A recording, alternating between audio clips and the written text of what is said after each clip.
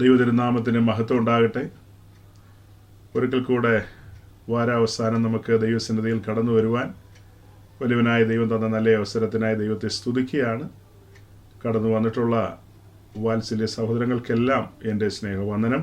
വിശിഷ്യ നമ്മുടെ നടുവിൽ ആരെങ്കിലും പുതുതായിട്ട് കടന്നു വന്നിട്ടുണ്ടെങ്കിൽ അങ്ങനെയുള്ള സഹോദരങ്ങളെയും നമ്മുടെ ഈ കൂട്ടായ്മയിലേക്ക് സ്വാഗതം ചെയ്യുകയാണ്.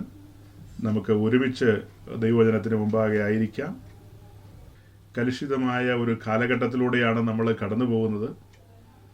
കർത്താവായ യേശു ക്രിസ്തുവിൻ്റെ മടങ്ങിവരവിനോടുള്ള ബന്ധത്തിൽ പറയപ്പെട്ടിട്ടുള്ള ലക്ഷണങ്ങളും പ്രവചനങ്ങളും ഒക്കെ പല നിലകളിൽ നിവൃത്തിയാകുന്ന കാഴ്ച നമ്മൾ കണ്ടുകൊണ്ടിരിക്കുകയാണ്. നിങ്ങൾ യുദ്ധങ്ങളെയും യുദ്ധശ്രുതികളെയും കുറിച്ച് കേൾക്കുമെന്നൊക്കെ പറഞ്ഞതുപോലെ തന്നെ ചിലയിടങ്ങളിലൊക്കെ യുദ്ധശ്രുതിയാണ് കേൾക്കുന്നതെങ്കിൽ ചിലയിടങ്ങളിൽ യുദ്ധങ്ങൾ തന്നെ നടക്കുന്നു. അങ്ങനെ ക്ഷാമങ്ങൾ, ഭൂകമ്പങ്ങൾ, വ്യാധികൾ എന്നു വേണ്ട പറയപ്പെട്ട കാര്യങ്ങളൊക്കെ കഴിഞ്ഞുപോയ കാലങ്ങളിലും ഇപ്പോഴും ഒക്കെ സംഭവിച്ചുകൊണ്ടിരിക്കുകയാണ്.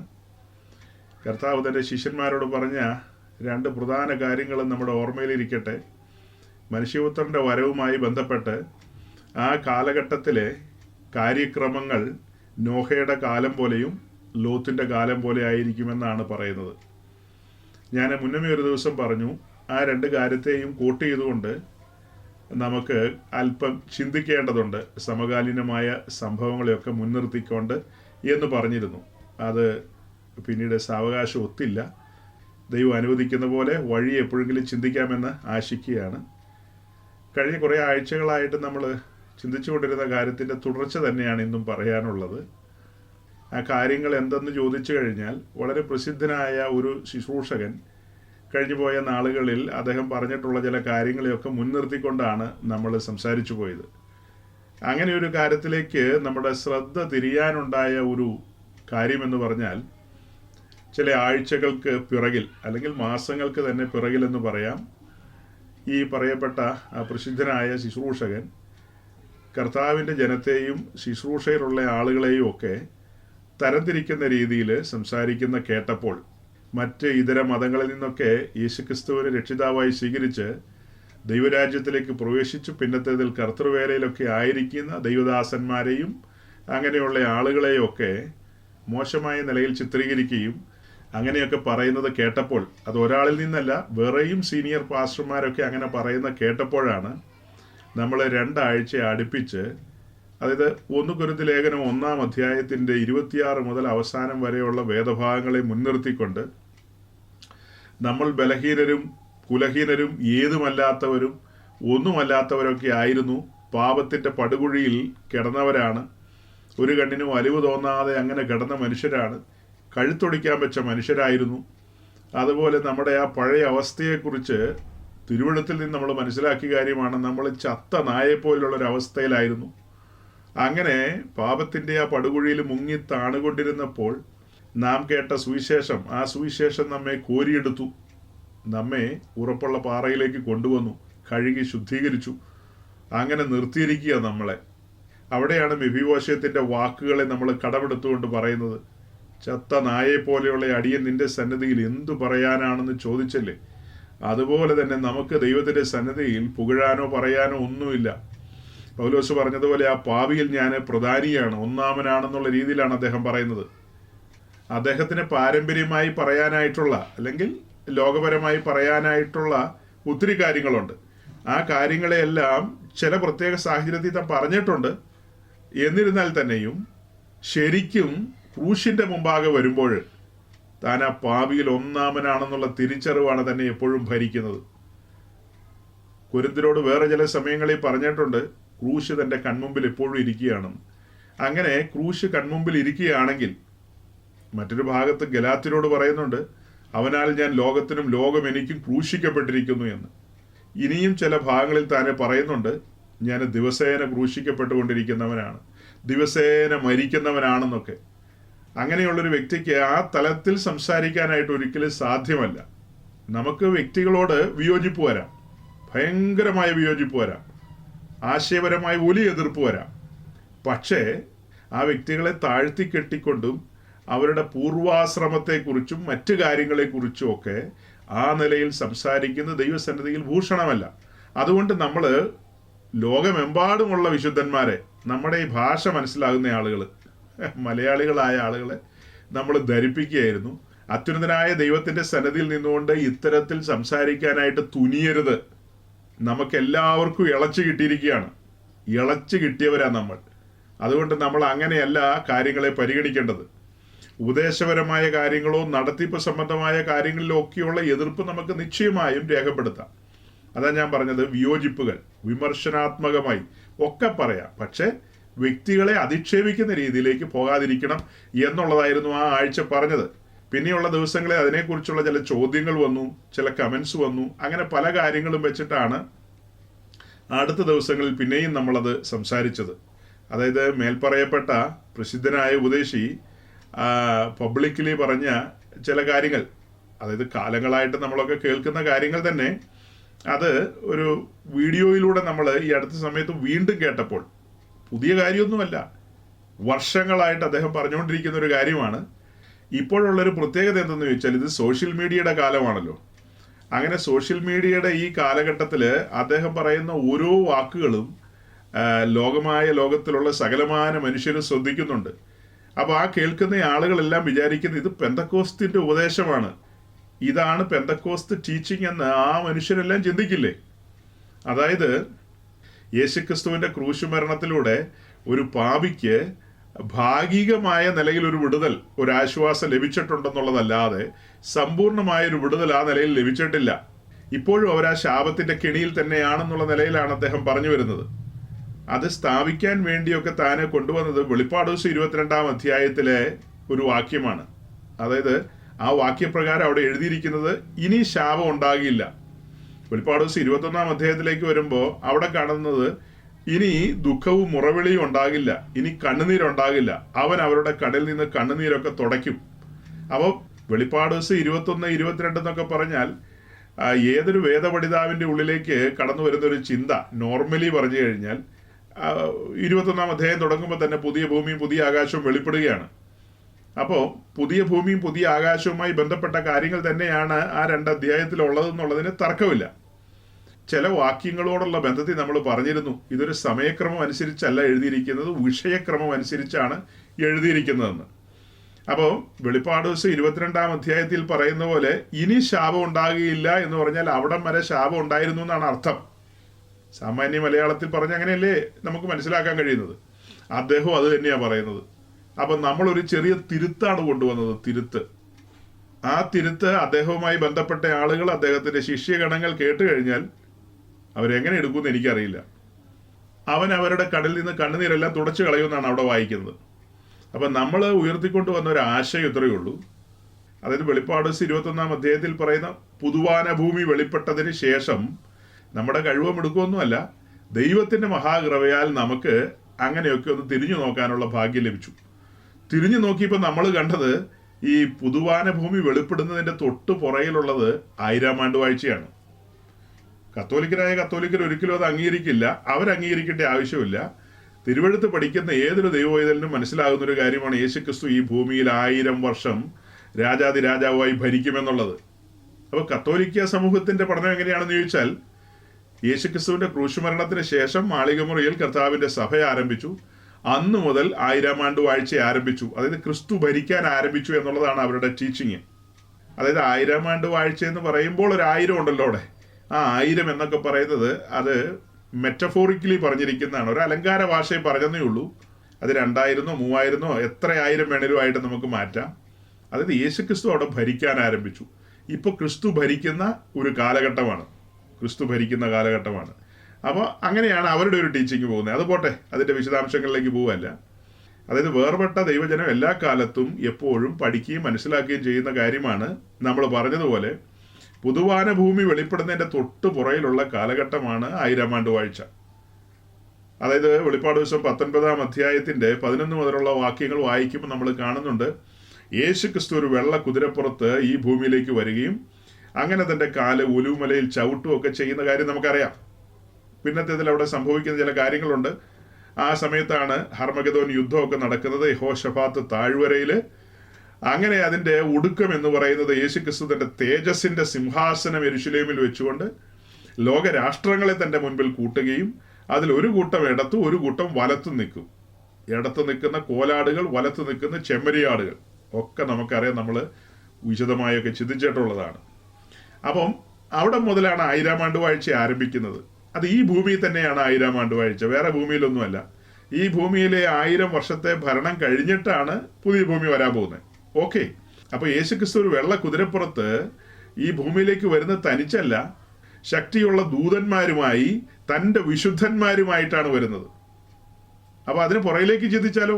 അതിന് പുറയിലേക്ക് ചിന്തിച്ചാൽ നമുക്കൊരു 7 വർഷ കാലഘട്ടം കിട്ടും. 7 വർഷത്തിൻ്റെ ഒരു കാലഘട്ടം കിട്ടും.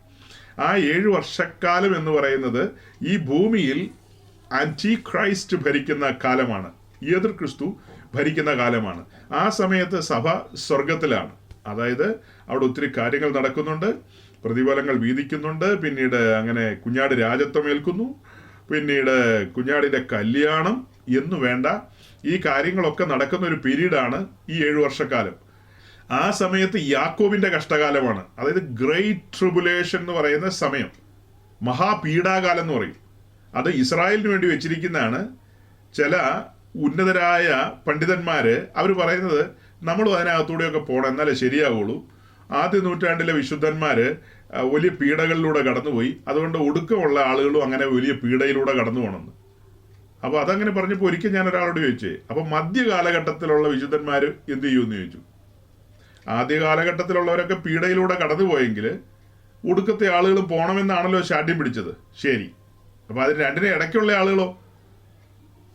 അവർക്ക് അങ്ങനെ വലിയ പീഡയൊന്നും വേണ്ടെന്ന് ചോദിച്ചു. അപ്പോൾ അതിന് കൃത്യമായ ഉത്തരവൊന്നും കിട്ടിയില്ല. അതെന്തും ആകട്ടെ, ആ വിഷയത്തെക്കുറിച്ച് പറഞ്ഞ് ഒരു തർക്കവാദങ്ങളിലേക്ക് പോകാനല്ല ഞാൻ ആഗ്രഹിക്കുന്നത്. അതുമായി ബന്ധപ്പെട്ട ആളുകൾ കേട്ട് കഴിഞ്ഞാൽ അവർ ആലപ്പുഴയിൽ ഇരുന്നാൽ കേൾക്കുന്നതെങ്കിൽ അവർ പാലക്കാട്ടേക്ക് വരും, നിശ്ചയമായും വരും. അത് കേൾക്കുമ്പോഴേ അവർക്ക് കോപം ജ്വലിക്കും. യേശുക്രിസ്തുവിൻ്റെ സഭ ഗ്രേറ്റ് ട്രിബുലേഷനിലൂടെ പോയില്ലെങ്കിൽ അവർക്ക് ഉറക്കം വരില്ല, അവരത് സമ്മതിക്കില്ല. പല്ലും നഖം ഉപയോഗിച്ച് അവർ എതിർക്കും. അപ്പോൾ എനിക്ക് അതിനെ അവരോട് അങ്ങനെ എതിർക്കാനായിട്ടുള്ള ഈ പല്ലും നഖമൊക്കെ ആയിട്ട് വരുമ്പോൾ ശേഷിക്കുറവുണ്ട്. അതുകൊണ്ട് ഞാൻ ഒഴിഞ്ഞു മാറുക. അതെന്തും ആകട്ടെ, പറഞ്ഞു വന്നതിൻ്റെ കാര്യത്തിലേ ഉള്ളൂ. ഇതിപ്പം മെഗാ ചർച്ചിലെ മെഗാ പോപ്പുലാരിറ്റി ഉള്ള ഉദ്ദേശി പറഞ്ഞ കാര്യം നമ്മൾ പറയുന്നത്. അതായത് ഈ പറയപ്പെട്ട സമയം, ഈ 7 വർഷം പറഞ്ഞല്ലോ, ആ 7 വർഷത്തിൻ്റെ തുടക്കത്തിൽ ഈ ഭൂമിയിൽ നിന്ന് കർത്താവിൻ്റെ സഭയെ, ഒരുക്കം പൂർത്തിയായ സഭയെ പരിശുദ്ധാത്മാവ് ഇവിടെ നിന്ന് അങ്ങ് എടുത്തുകൊണ്ട് പോകും. അങ്ങനെ ഒരുക്കം പൂർത്തിയായ സഭയെ പരിശുദ്ധാത്മാവ് എവിടെ നിന്ന് കൊണ്ടുപോകും. അങ്ങനെ ആ കൊണ്ടുപോകുന്ന പോക്കിനെയാണ് നമ്മൾ റാപ്ചർ എന്ന് വിളിക്കുന്നത്. പലരും പലതും അതിനെക്കുറിച്ചൊക്കെ പറയും, അതിലേക്കൊന്നും നമ്മൾ ശ്രദ്ധിക്കുന്നില്ല. നമ്മൾ ഇത്രേ ശ്രദ്ധിക്കുന്നുള്ളൂ, ഒരുക്കം പൂർത്തിയായ സഭയെ പരിശുദ്ധാത്മാവ് അങ്ങ് കൊണ്ടുപോകും, പരിശുദ്ധാത്മാവ് അങ്ങ് പൊക്കിക്കൊണ്ടുപോകും. അങ്ങനെ സഭയും ക്രിസ്തുവും മുഖാമുഖം വരുന്ന ഒരു നിമിഷമുണ്ട്. മേഘങ്ങളിൽ എടുക്കപ്പെടും, നമ്മൾ വായിച്ചിട്ടില്ലേ? അതുപോലെ തന്നെ പിന്നീട് കർത്താവിൻ്റെ സാമീപ്യത്തിൽ നിന്ന് സഭ മാറുന്നില്ല, കർത്താവിനോട് കൂടെ തന്നെയാണ്. അതിൻ്റെ ഒടുക്കമാണ് നമ്മൾ വെളിപ്പാട് ദിവസം 19-ാം അധ്യായത്തിൽ കാണുന്നത്. കുഞ്ഞാടിൻ്റെ കല്യാണം വന്നു, തൻ്റെ കാന്തയുടെ കരം താൻ പിടിക്കുമെന്ന്. അങ്ങനെ ആ കാന്തയുടെ കരം പിടിക്കുന്ന സമയത്തും കാന്തയുടെ ശാപം മാറുന്നില്ല. കാന്തയുടെ കണ്ണിൽ നിന്ന് കാന്തൻ കണ്ണുനീര് തുടയ്ക്കുന്നില്ലെങ്കിൽ ഇതിൽ പരം എന്താ പറയുക, ദുരന്തം വേറെ വല്ലതും ഉണ്ടോ എന്നൊക്കെയാണ് നമ്മളന്ന് ചോദിച്ചത്. ഈ പറയപ്പെട്ട ഉന്നതമായ അനുഭവങ്ങളിലേക്ക് പ്രവേശിക്കുന്ന സഭയുടെ കണ്ണിൽ നിന്ന് കണ്ണുനീര് തുടയ്ക്കുന്നില്ലെങ്കിൽ, സഭയുടെ ശാപം ഒന്നും നീങ്ങുന്നില്ലെങ്കിൽ, പിന്നെ നമ്മൾ ഈ പറയുന്ന പഠിപ്പിക്കലുകളിലും ഉപദേശങ്ങളിലും ഒക്കെ എന്താണ് ഗൗരവമുള്ളത്? അതായത് ശാപാവസ്ഥയിൽ തന്നെയാണ് കർത്താവിൻ്റെ സഭ 1000 വർഷം ക്രിസ്തുവിനോടുകൂടെ ഒരുമിച്ചായിരിക്കുന്നത്. അല്ലെങ്കിൽ വെളിപ്പാട് ദിവസം 19-ാം അധ്യായത്തിലേക്ക് വരുമ്പോൾ എഫേസ് ലേഖനത്തിൻ്റെ ഒരു പൂർത്തീകരണം പോലെ അവൻ അപ്പനെയും അമ്മയും വിട്ട് ഭാര്യയോട് പറ്റിച്ചേരും, അവർ ഒരു ദേഹമായി തീരുമെന്ന് വായിക്കുന്ന പോലെ ഇവിടെ ക്രിസ്തുവിനോട് പറ്റിച്ചേരുന്ന തൻ്റെ സഭ വെളിപ്പാട് ദിവസം 1-ാം അധ്യായത്തിൽ നമ്മൾ കണ്ടിട്ടുള്ള ആ മഹത്വപൂർണമായ രൂപം ഓർത്തു നോക്കിയേ. ആ രൂപത്തിൻ്റെ ശിരസ് ക്രിസ്തു, ആ ശരീരം തൻ്റെ സഭയുമാണ്. രണ്ടും പറ്റിച്ചേർന്ന് ഒന്നായി തീർന്നിരിക്കുന്ന ഒരു കാഴ്ച. അങ്ങനെ പറ്റിച്ചേർന്ന് ഒന്നായ സമയത്ത് പോലും ഈ കാന്തയുടെ ശാപം മാറിയിട്ടില്ലെങ്കിൽ, ഈ വെളിപ്പാട് ദിവസം 22-ാം അധ്യായം വരെ നോക്കിയിരുന്നിട്ട് വേണം ശാപം മുറിക്കണമെങ്കിൽ എവിടെയോ തകരാറുണ്ടെന്ന് എനിക്ക് തോന്നുന്നത്. അത് എൻ്റെ മാത്രം തോന്നലാണോ? വേറെ മഹാപണ്ഡിതന്മാർക്ക് ആരെങ്കിലും ഇങ്ങനത്തെ തോന്നൽ ഉണ്ടായിട്ടുണ്ടോ എന്ന് എനിക്കറിയില്ല. ഉണ്ടായിട്ടുണ്ടെങ്കിൽ അങ്ങനെയുള്ള ആളുകളൊക്കെ രംഗത്ത് വന്ന് ഈ വക കാര്യങ്ങളെക്കുറിച്ചൊക്കെ പറയില്ലേ? ഒരാൾ മിണ്ടുന്നില്ല. എന്താണോ എല്ലാവരും മൗനത്തിലാണ്. ഞാൻ മനസ്സിലാക്കിയിടത്തോളം എല്ലാവരും ചിന്തിക്കുന്നത് ഇത്രേ ഉള്ളൂ, ആരെങ്കിലുമൊക്കെ എന്തെങ്കിലുമൊക്കെ ചെയ്യട്ടെ, ആരെങ്കിലുമൊക്കെ എന്തെങ്കിലും പറയട്ടെ. യേശുക്രിസ്തുവിന്റെ ക്രൂശ് മരണത്തിലൂടെ എല്ലാ കാര്യങ്ങളും നീങ്ങിയില്ല, ശാപം മാറിയില്ല, പിന്നെ എന്നാ ഇപ്പോഴും നമ്മൾ അങ്ങനെയാണ് ഇങ്ങനെയാണെന്നൊക്കെ പറയുന്നതിന് ഇതിനു മാത്രമില്ല തല പോയാനല്ലോ ഉണ്ടോ? എല്ലാവർക്കും അവരവരുടെ അഭിപ്രായങ്ങൾ പറയാനും സ്വന്തമായ വ്യാഖ്യാനങ്ങൾ വ്യാഖ്യാനിക്കാനും ഒക്കെ അവകാശമില്ലേ? ആർട്ടിക്കിൾ 25 അനുസരിച്ച് അതിനുള്ള അവകാശമില്ലെന്ന് ചോദിക്കുമ്പോൾ നിശ്ചയമായും ഉണ്ട്. നിശ്ചയമായും ഉണ്ട്. എല്ലാവർക്കും അവരവരുടെ ആശയങ്ങൾ പങ്കുവെക്കാം, അത് പഠിപ്പിക്കാം, പ്രചരിപ്പിക്കാം, അതൊക്കെ ചെയ്യാൻ സഹോദരങ്ങളെ. നമ്മളാരും അതിനൊന്നും എതിരൊന്നും അല്ല കേട്ടോ, നിങ്ങൾ തെറ്റിദ്ധരിക്കരുത്. അതേസമയം തന്നെ അത് അങ്ങനെയല്ല, ഇത് ഇങ്ങനെയാണെന്ന് പറയാനുള്ള ആർട്ടിക്കിൾ 25 കൂടെ ഒന്ന് സമ്മതിച്ചു തരണം, അത്രയേ ഉള്ളൂ. നമ്മൾ പറയുന്നത് എന്താ? അതങ്ങനെയല്ല. ഒരു ക്രിസ്തുവിലായാലും അവൻ പുതിയ സൃഷ്ടിയാണ്.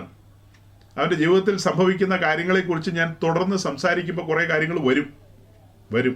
ദൈവത്തിൻ്റെ പദ്ധതിയെയും കാര്യപരിപാടികളെയും കുറിച്ച് നമുക്ക് പറയണം കുറച്ചുകൂടെ മുന്നോട്ട് പോകുമ്പോൾ. അതൊക്കെ പറയുമ്പോൾ നമ്മുടെ വാദഗതി നമ്മൾ സ്ഥാപിക്കുക, അത്ര തന്നെ. അല്ലാതെ വേറെ കഥയൊന്നും നമ്മളും പറയുന്നില്ല. അവർക്കെല്ലാം അവരുടേതായ ആശയങ്ങളും ഉപദേശങ്ങളും പറയാനായിട്ട് അവസരമുള്ളൂ. ഇപ്പോൾ തന്നെ എളിയവരായ നമുക്കും, നമ്മൾ മെഗാ ചർച്ചക്കാരല്ല, പോപ്പുലാരിറ്റി ഉള്ളവരല്ല, എല്ലാവരും അറിയപ്പെടുന്നവരല്ല. ഇപ്പൊ ഗൊല്ലിയാത്തിനെ സംബന്ധിച്ച് പറഞ്ഞ പുള്ളിക്ക് 6 വിരലാണ് ഉള്ളത്. നമ്മുടെ മഹാനായ ഗൊല്ലിയാത്തിന് എത്ര വിരല? 6 വിരൽ. ഈ പാവം പിടിച്ച് എനിക്ക് 5 വിരലേ ഉള്ളൂ. എനിക്ക് 5 വിരലേ ഉള്ളൂ. മറ്റേ പുള്ളിക്ക് 6 വിരലുണ്ട്. അതായത് പുള്ളിക്കാരൻ വെല്ലുവിളിക്കുന്നത് ഇത്രയേ ഉള്ളൂ, ആരുണ്ടാ ഇവിടെ 22,000 32,000 ഉള്ള എൻ്റെ അടുത്ത് മുട്ടാൻ ആരുണ്ടാന്നാ ചോദിക്കുന്നത്. ഉയ്യോ, അങ്ങനെയൊക്കെ ചോദിച്ചപ്പോൾ ആളുകളെല്ലാം പറിച്ചുപോയി. പടച്ചട്ടയൊക്കെയുള്ള ദാവീദിന്റെ സഹോദരന്മാരൊക്കെ സുമുഖന്മാരായിരുന്നു. ഉയ്യോ, ഒത്ത പൊക്കവാ. ഓരോരുത്തന്മാരുടെ പൊക്കവും മണ്ണൊക്കെ കാണണം, ഭയങ്കരമായിരുന്നു. പക്ഷെ അവരെല്ലാം ഈ വെല്ലുവിളിയുടെ മുമ്പിൽ പകച്ചുപോയി. ചുമ്മാ കാട്ടി കിടന്നൊരു ദാവീദ് വരേണ്ടി വന്നു ഈ ഗൊലിയാത്തിനോട് മുട്ടാനായിട്ട്. എന്ന് പറഞ്ഞാൽ ഇത് വല്ലാത്തൊരു ഉദാഹരണമായി പോയ പോലെ തോന്നി കാണുന്നെങ്കിലേ, ഞാൻ ചുമ്മാ അങ്ങ് പറഞ്ഞതേ ഉള്ളൂ. ഈ 22,000 32,000 ഒക്കെ കഥ പറയുമ്പോൾ കഴിഞ്ഞ ആഴ്ച പറയാനായിട്ട് ഞാൻ വെച്ച ഒരു കാര്യമുണ്ട്, അത് പറയാനായിട്ട് സാധിച്ചില്ല. ഏതെങ്കിലും ഒരു ശുശ്രൂഷകൻ ഇങ്ങനെ പുകഴുന്നുണ്ടെങ്കിൽ അതൊന്നും പരിശുദ്ധാത്മാവിലേ അല്ല. ഏതെങ്കിലും ഒരു ശുശ്രൂഷകൻ തൻ്റെ കൂടെ ഇത്ര ലക്ഷം പേരുണ്ട്, ഇത്ര 1000 പേരുണ്ട്, താനൊരു കേമനാണെന്നുള്ള നിലയിൽ പറയുന്നുണ്ടെങ്കിൽ നിശ്ചയമായും ആ വ്യക്തിയിൽ പരിശുദ്ധാത്മാവിൻ്റെ ആലോചനയല്ല ഇതൊന്നും. ഒരിക്കലും പരിശുദ്ധാത്മാവിനാൽ നടത്തപ്പെടുന്ന ഒരു വ്യക്തിക്ക് അങ്ങനെ പറയാനായിട്ട് കഴിയില്ല. നമ്മൾ കിള്ളിക്കിള്ളി ചോദിച്ചു കഴിഞ്ഞാൽ, കുത്തി പിന്നെയും ചോദിച്ചു കഴിഞ്ഞാൽ ചിലപ്പോൾ അവർ പറയും ഇത്രയൊക്കെ ഉണ്ടെന്ന് ചിലപ്പോൾ പറയും. അതായത് ഒരു വ്യക്തിയെ അറിയാനുള്ള ആഗ്രഹം കൊണ്ട് ചോദിക്കുന്നാലേ, അതുകൊണ്ട് ചിലപ്പോൾ പറഞ്ഞു കളയും. അതല്ലാതെ ചുമ്മാ വന്ന് കോളർ പിടിച്ചിട്ടിട്ട് പരസ്യ സ്ഥലത്ത് നിന്നുകൊണ്ട് 4 ആള് കേൾക്കെ എൻ്റെ കൂടെ ഇത്രയുണ്ട് എന്നൊക്കെ പറയുമ്പോൾ ഇത്രയും പേരെ ഞാൻ രക്ഷിച്ചു എന്നല്ലേ വരുന്നത്? അല്ലേ? ഞാനിപ്പോൾ പറയാം, എൻ്റെ കൂടെ 22,000 പേരുണ്ട്, ഞങ്ങൾക്ക് പല സർവീസുണ്ട്, ഞങ്ങൾ അങ്ങനെയാണ്, ഞങ്ങൾ ഇങ്ങനെയാണ് എന്നൊക്കെ പറയുമ്പോൾ അതിനകത്ത് ചില പുകഴ്ചകളുണ്ടെന്നേ.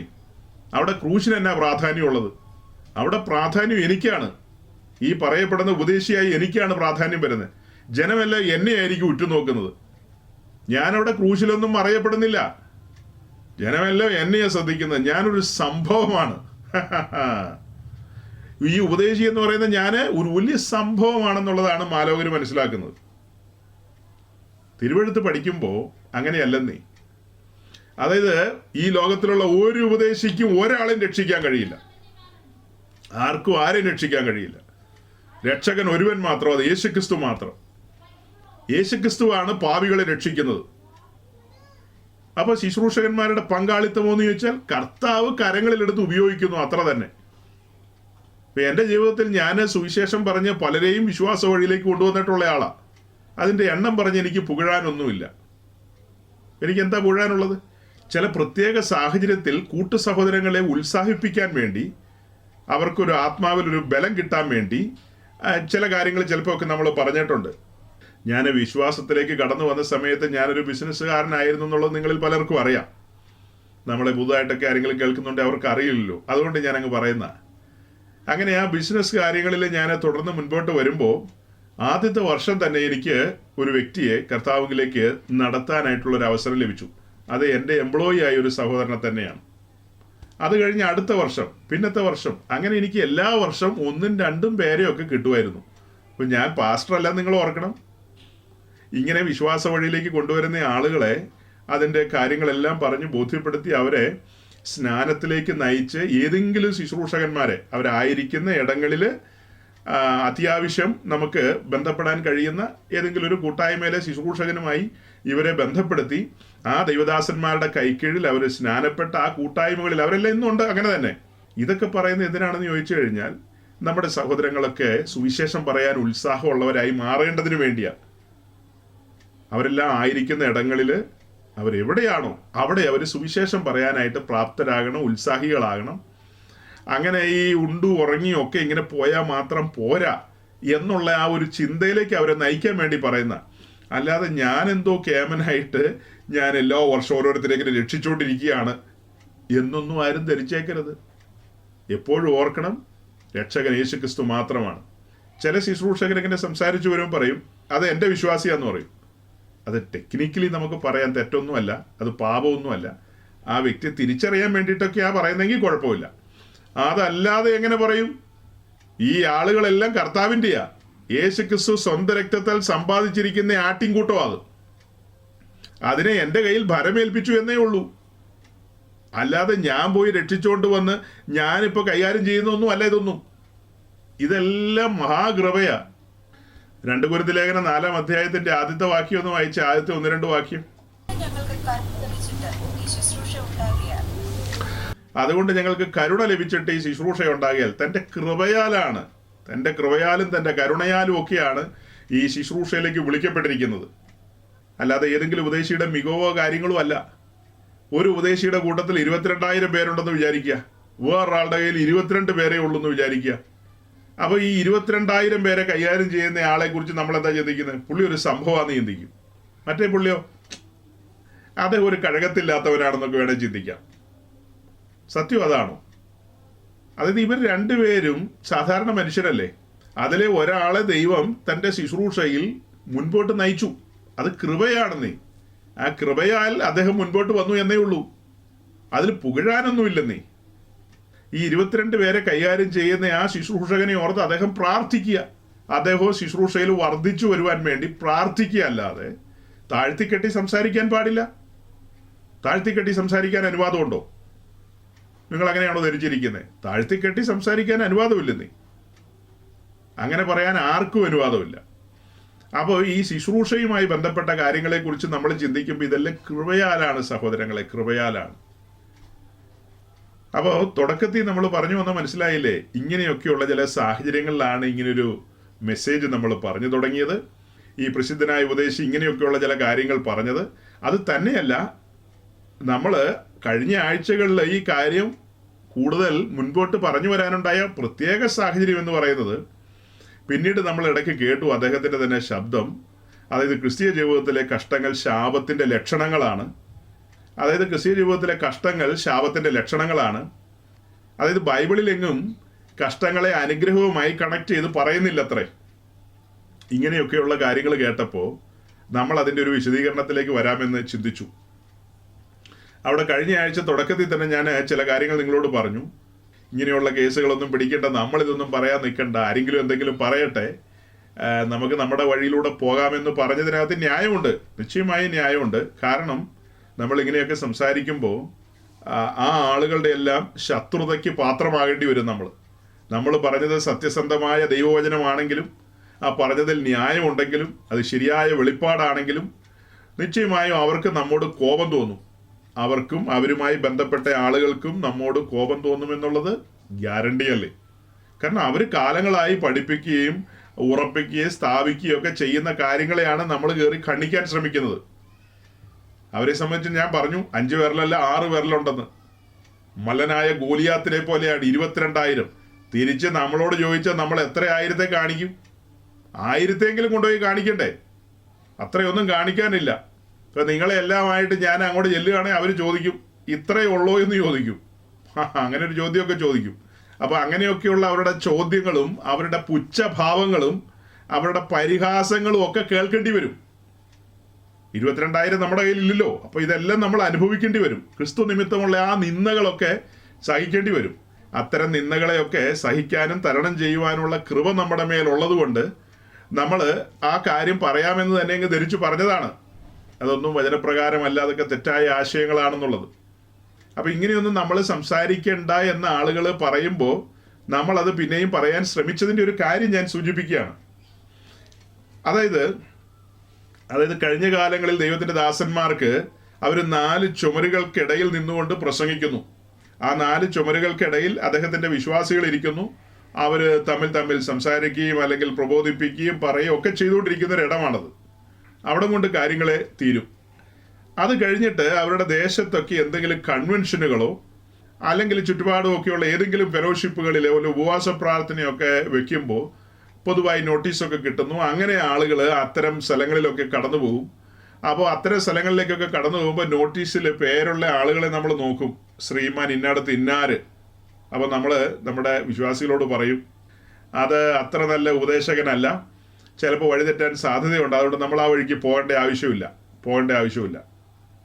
അതേസമയം മറ്റു ചിലരുടെ പേര് കാണുമ്പോൾ നമ്മൾ പറയും, നിശ്ചയമായി അദ്ദേഹം ഒരു കർത്താവിൻ്റെ ദാസനാണ്, സ്വർഗത്തിൽ നിന്ന് അയച്ച പരിശുദ്ധാത്മാവിനാൽ നമ്മോട് സുവിശേഷം അറിയിക്കുന്ന, നമ്മെ വചനം പഠിപ്പിക്കാൻ പ്രാപ്തിയുള്ള ആലോചന ലഭിച്ചിട്ടുള്ള ഒരു ദൈവദാസനാണ്, നിശ്ചയമായും കാര്യങ്ങളെല്ലാം മാറ്റി വെച്ചിട്ട് നിങ്ങൾ പോകണമെന്നൊക്കെ പറയും. അതായിരുന്നു കഴിഞ്ഞ കാലത്തെ രീതി. സഹോദരങ്ങളെ, ഇന്ന് അങ്ങനെയല്ല. അത് കഴിഞ്ഞ കാല രീതിയാണെങ്കിൽ ഇന്ന് വ്യത്യാസമുണ്ട്. ഇന്നത്തെ വ്യത്യാസം എന്താ? ഇന്ന് തുറന്നു കിടക്കുന്ന ഒരു ലോകമാണ്. ഇന്റർനെറ്റിന്റെ ഉദയത്തോടു കൂടി ലോകം ഒരു ഗ്ലോബൽ വില്ലേജായിട്ട് മാറി. എല്ലാം തുറന്നു കിടക്കുകയാണ്. വിരൽ തുമ്പിലാണെല്ലാം. നിങ്ങളുടെ അടുക്കളയിൽ നിങ്ങളുടെ സ്മാർട്ട് ഫോൺ വെച്ചുകൊണ്ട് നിങ്ങൾക്ക് ലോകത്തിന്റെ ഏത് കോണുകളിൽ നിന്ന് ആര് പടച്ചുവിടുന്ന ഉപദേശവും നിങ്ങളുടെ കാതുകളിൽ എത്തിക്കാം. അനേകായിരം ഉപദേശങ്ങൾ, കാക്കത്തൊള്ളായിരം ഉപദേശങ്ങൾ. ഈ 4 ചുമരുകൾക്കുള്ളിൽ ഒരു ശുശ്രൂഷകനും തന്റെ വിശ്വാസികൾ ഒരുമിച്ചായിരിക്കുന്ന പറഞ്ഞു. അത് കഴിഞ്ഞിട്ടാണ് ഞാൻ പറഞ്ഞത്, ലോകം ഒരു ഗ്ലോബൽ വില്ലേജാണ്. പലതരം ഉപദേശങ്ങൾ ഇപ്പോൾ നമ്മുടെ വിരൽത്തുമ്പിലാണ്. അത് നമുക്ക് കേൾക്കാനായിട്ട് സാധിക്കുന്ന ഒരു കാലമാണ്. അപ്പൊ ഇങ്ങനെ പല കാര്യങ്ങൾ ഇപ്പോൾ വന്നുകൊണ്ടിരിക്കും. അപ്പൊ നമ്മൾ ഈ ഞായറാഴ്ച പിന്നെയും കാണാം എന്നൊക്കെ പറഞ്ഞല്ലേ ഓരോ പാസ്റ്റർമാരും ആശീർവാദം പറഞ്ഞു വിടുന്നത്. ഒടുക്കം പിതാവായ ദൈവത്തിന്റെ സ്നേഹത്തെക്കുറിച്ചും യേശുക്രിസ്തുവിന്റെ കൃപയെക്കുറിച്ചും പരിശുദ്ധാത്മാവ് നമുക്ക് തരുന്ന കൂട്ടായ്മയും ആ ആശ്വാസത്തെയും നടത്തിപ്പിനെയും ഒക്കെ ഓർമ്മിപ്പിച്ചുകൊണ്ട് നമ്മുടെ കർത്തൃദാസൻ നമ്മുടെ നേരെ കരമുയർത്തിക്കൊണ്ട് നമ്മെ ആശീർവദിച്ച് സമാധാനത്തോടെ പറഞ്ഞയക്കുന്നുണ്ട് അല്ലേ?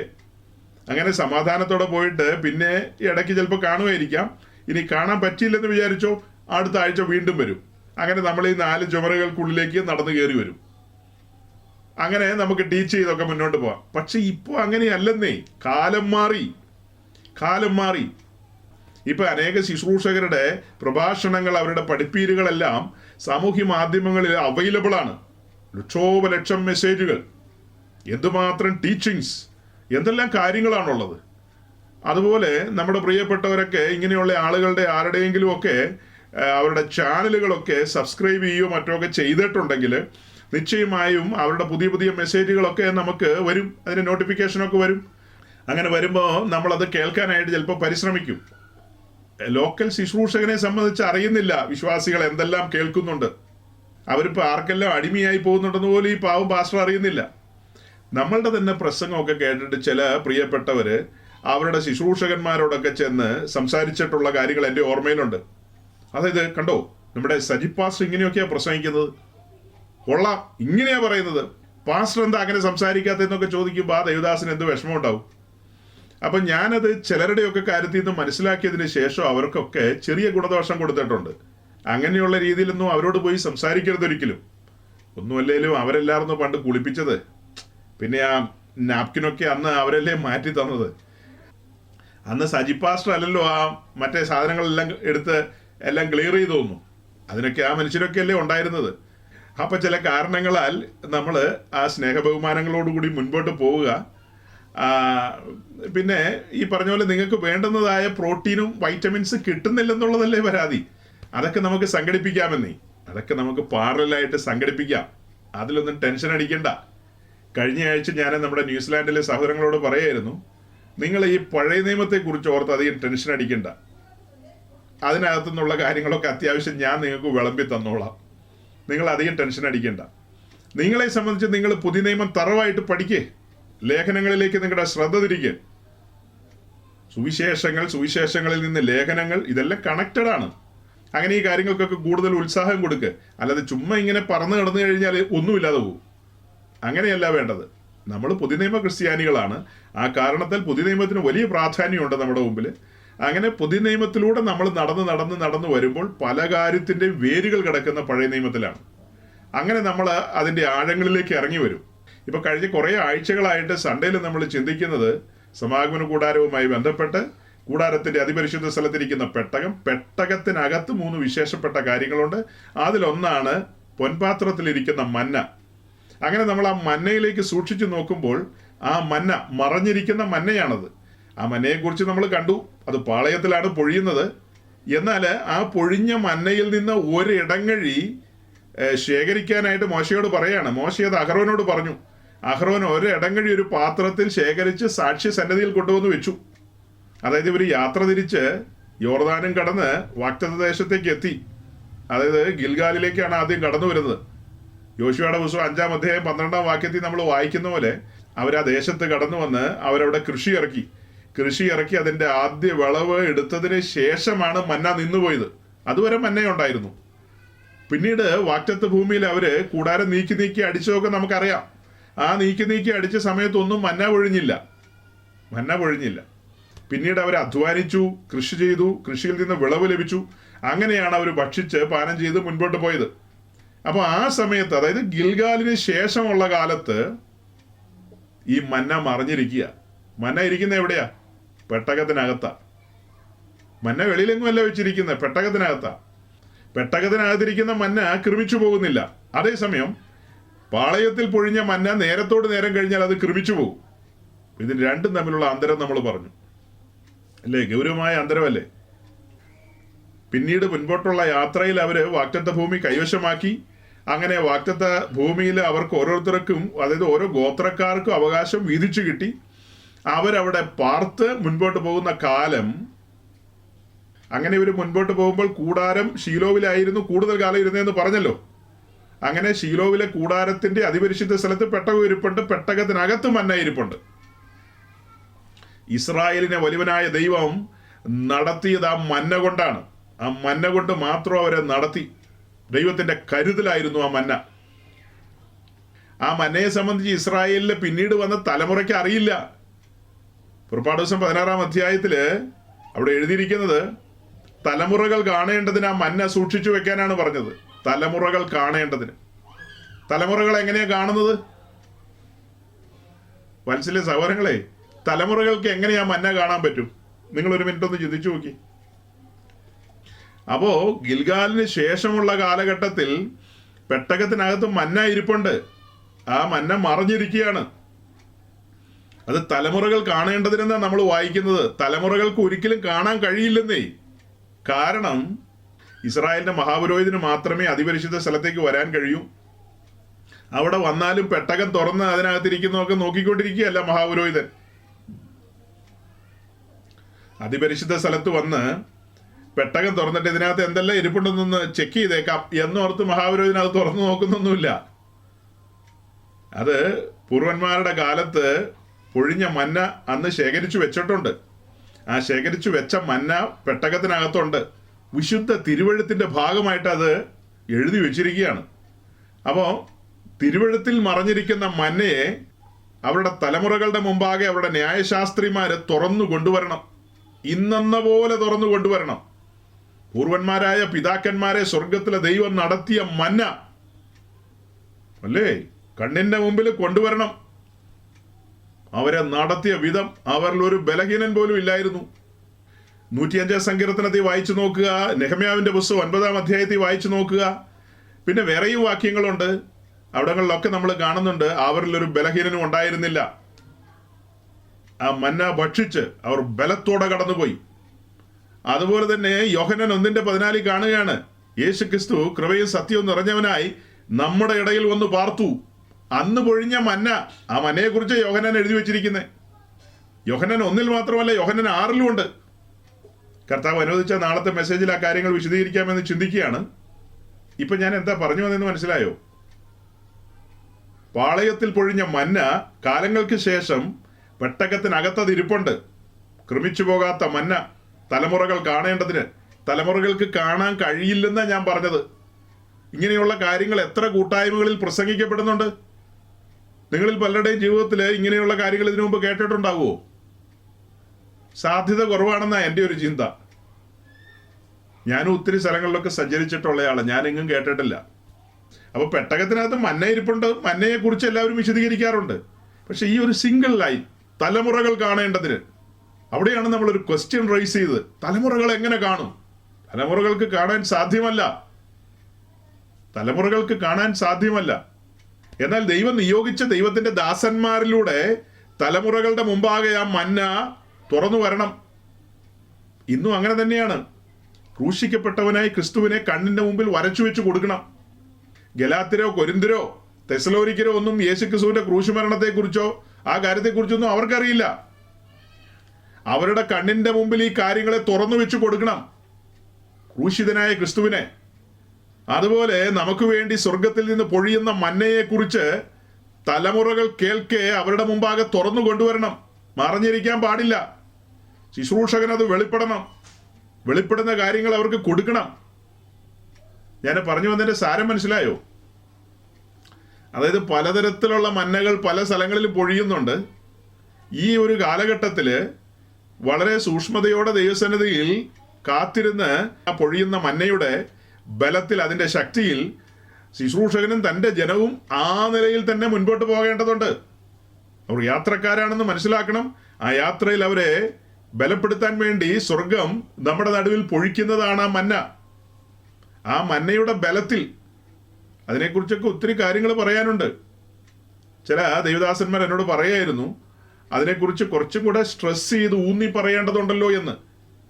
നിശ്ചയമായി നമ്മുടെ കഴിഞ്ഞകാല മെസ്സേജുകളിൽ ഇവിടെ പറഞ്ഞിട്ടുണ്ടെന്നേ ആ കാര്യങ്ങളൊക്കെ. 2 കൊരിന്ത്യർ ലേഖനം 5:14-15 വെച്ച് നമ്മൾ എന്തുമാത്രമാണ് സംസാരിച്ചിരിക്കുന്നത്. ഏതൊരു മെസ്സേജിനിടയിലും നമ്മൾ ആ വാക്യങ്ങൾ കൊണ്ടുവരാറുണ്ട്. എല്ലാവർക്കും വേണ്ടി ഒരുവൻ മരിച്ചിരിക്കെ എല്ലാവരും മരിച്ചെന്നും ഇനി ജീവിക്കുന്നവർ തങ്ങൾക്കായിട്ടല്ല തങ്ങൾക്ക് വേണ്ടി മരിച്ചുയർത്തവനായിട്ട് തന്നെ ജീവിക്കണം. തങ്ങൾക്ക് വേണ്ടി മരിച്ചുയർത്തവനായിട്ട് തന്നെ ജീവിക്കണം. സ്വയത്തിന്റെ മരണം സംഭവിക്കണമെന്നേ. അതായത് നമ്മുടെ ക്രിസ്തീയ ജീവിതത്തിലേക്ക് നോക്കുമ്പോൾ നമ്മൾ പാപസംബന്ധമായി മരിച്ചവരായിരിക്കണം, ലോകത്തിന് മരിച്ചവരായിരിക്കണം, ദെൻ സ്വയത്തിന് മരിച്ചവരായിരിക്കണം.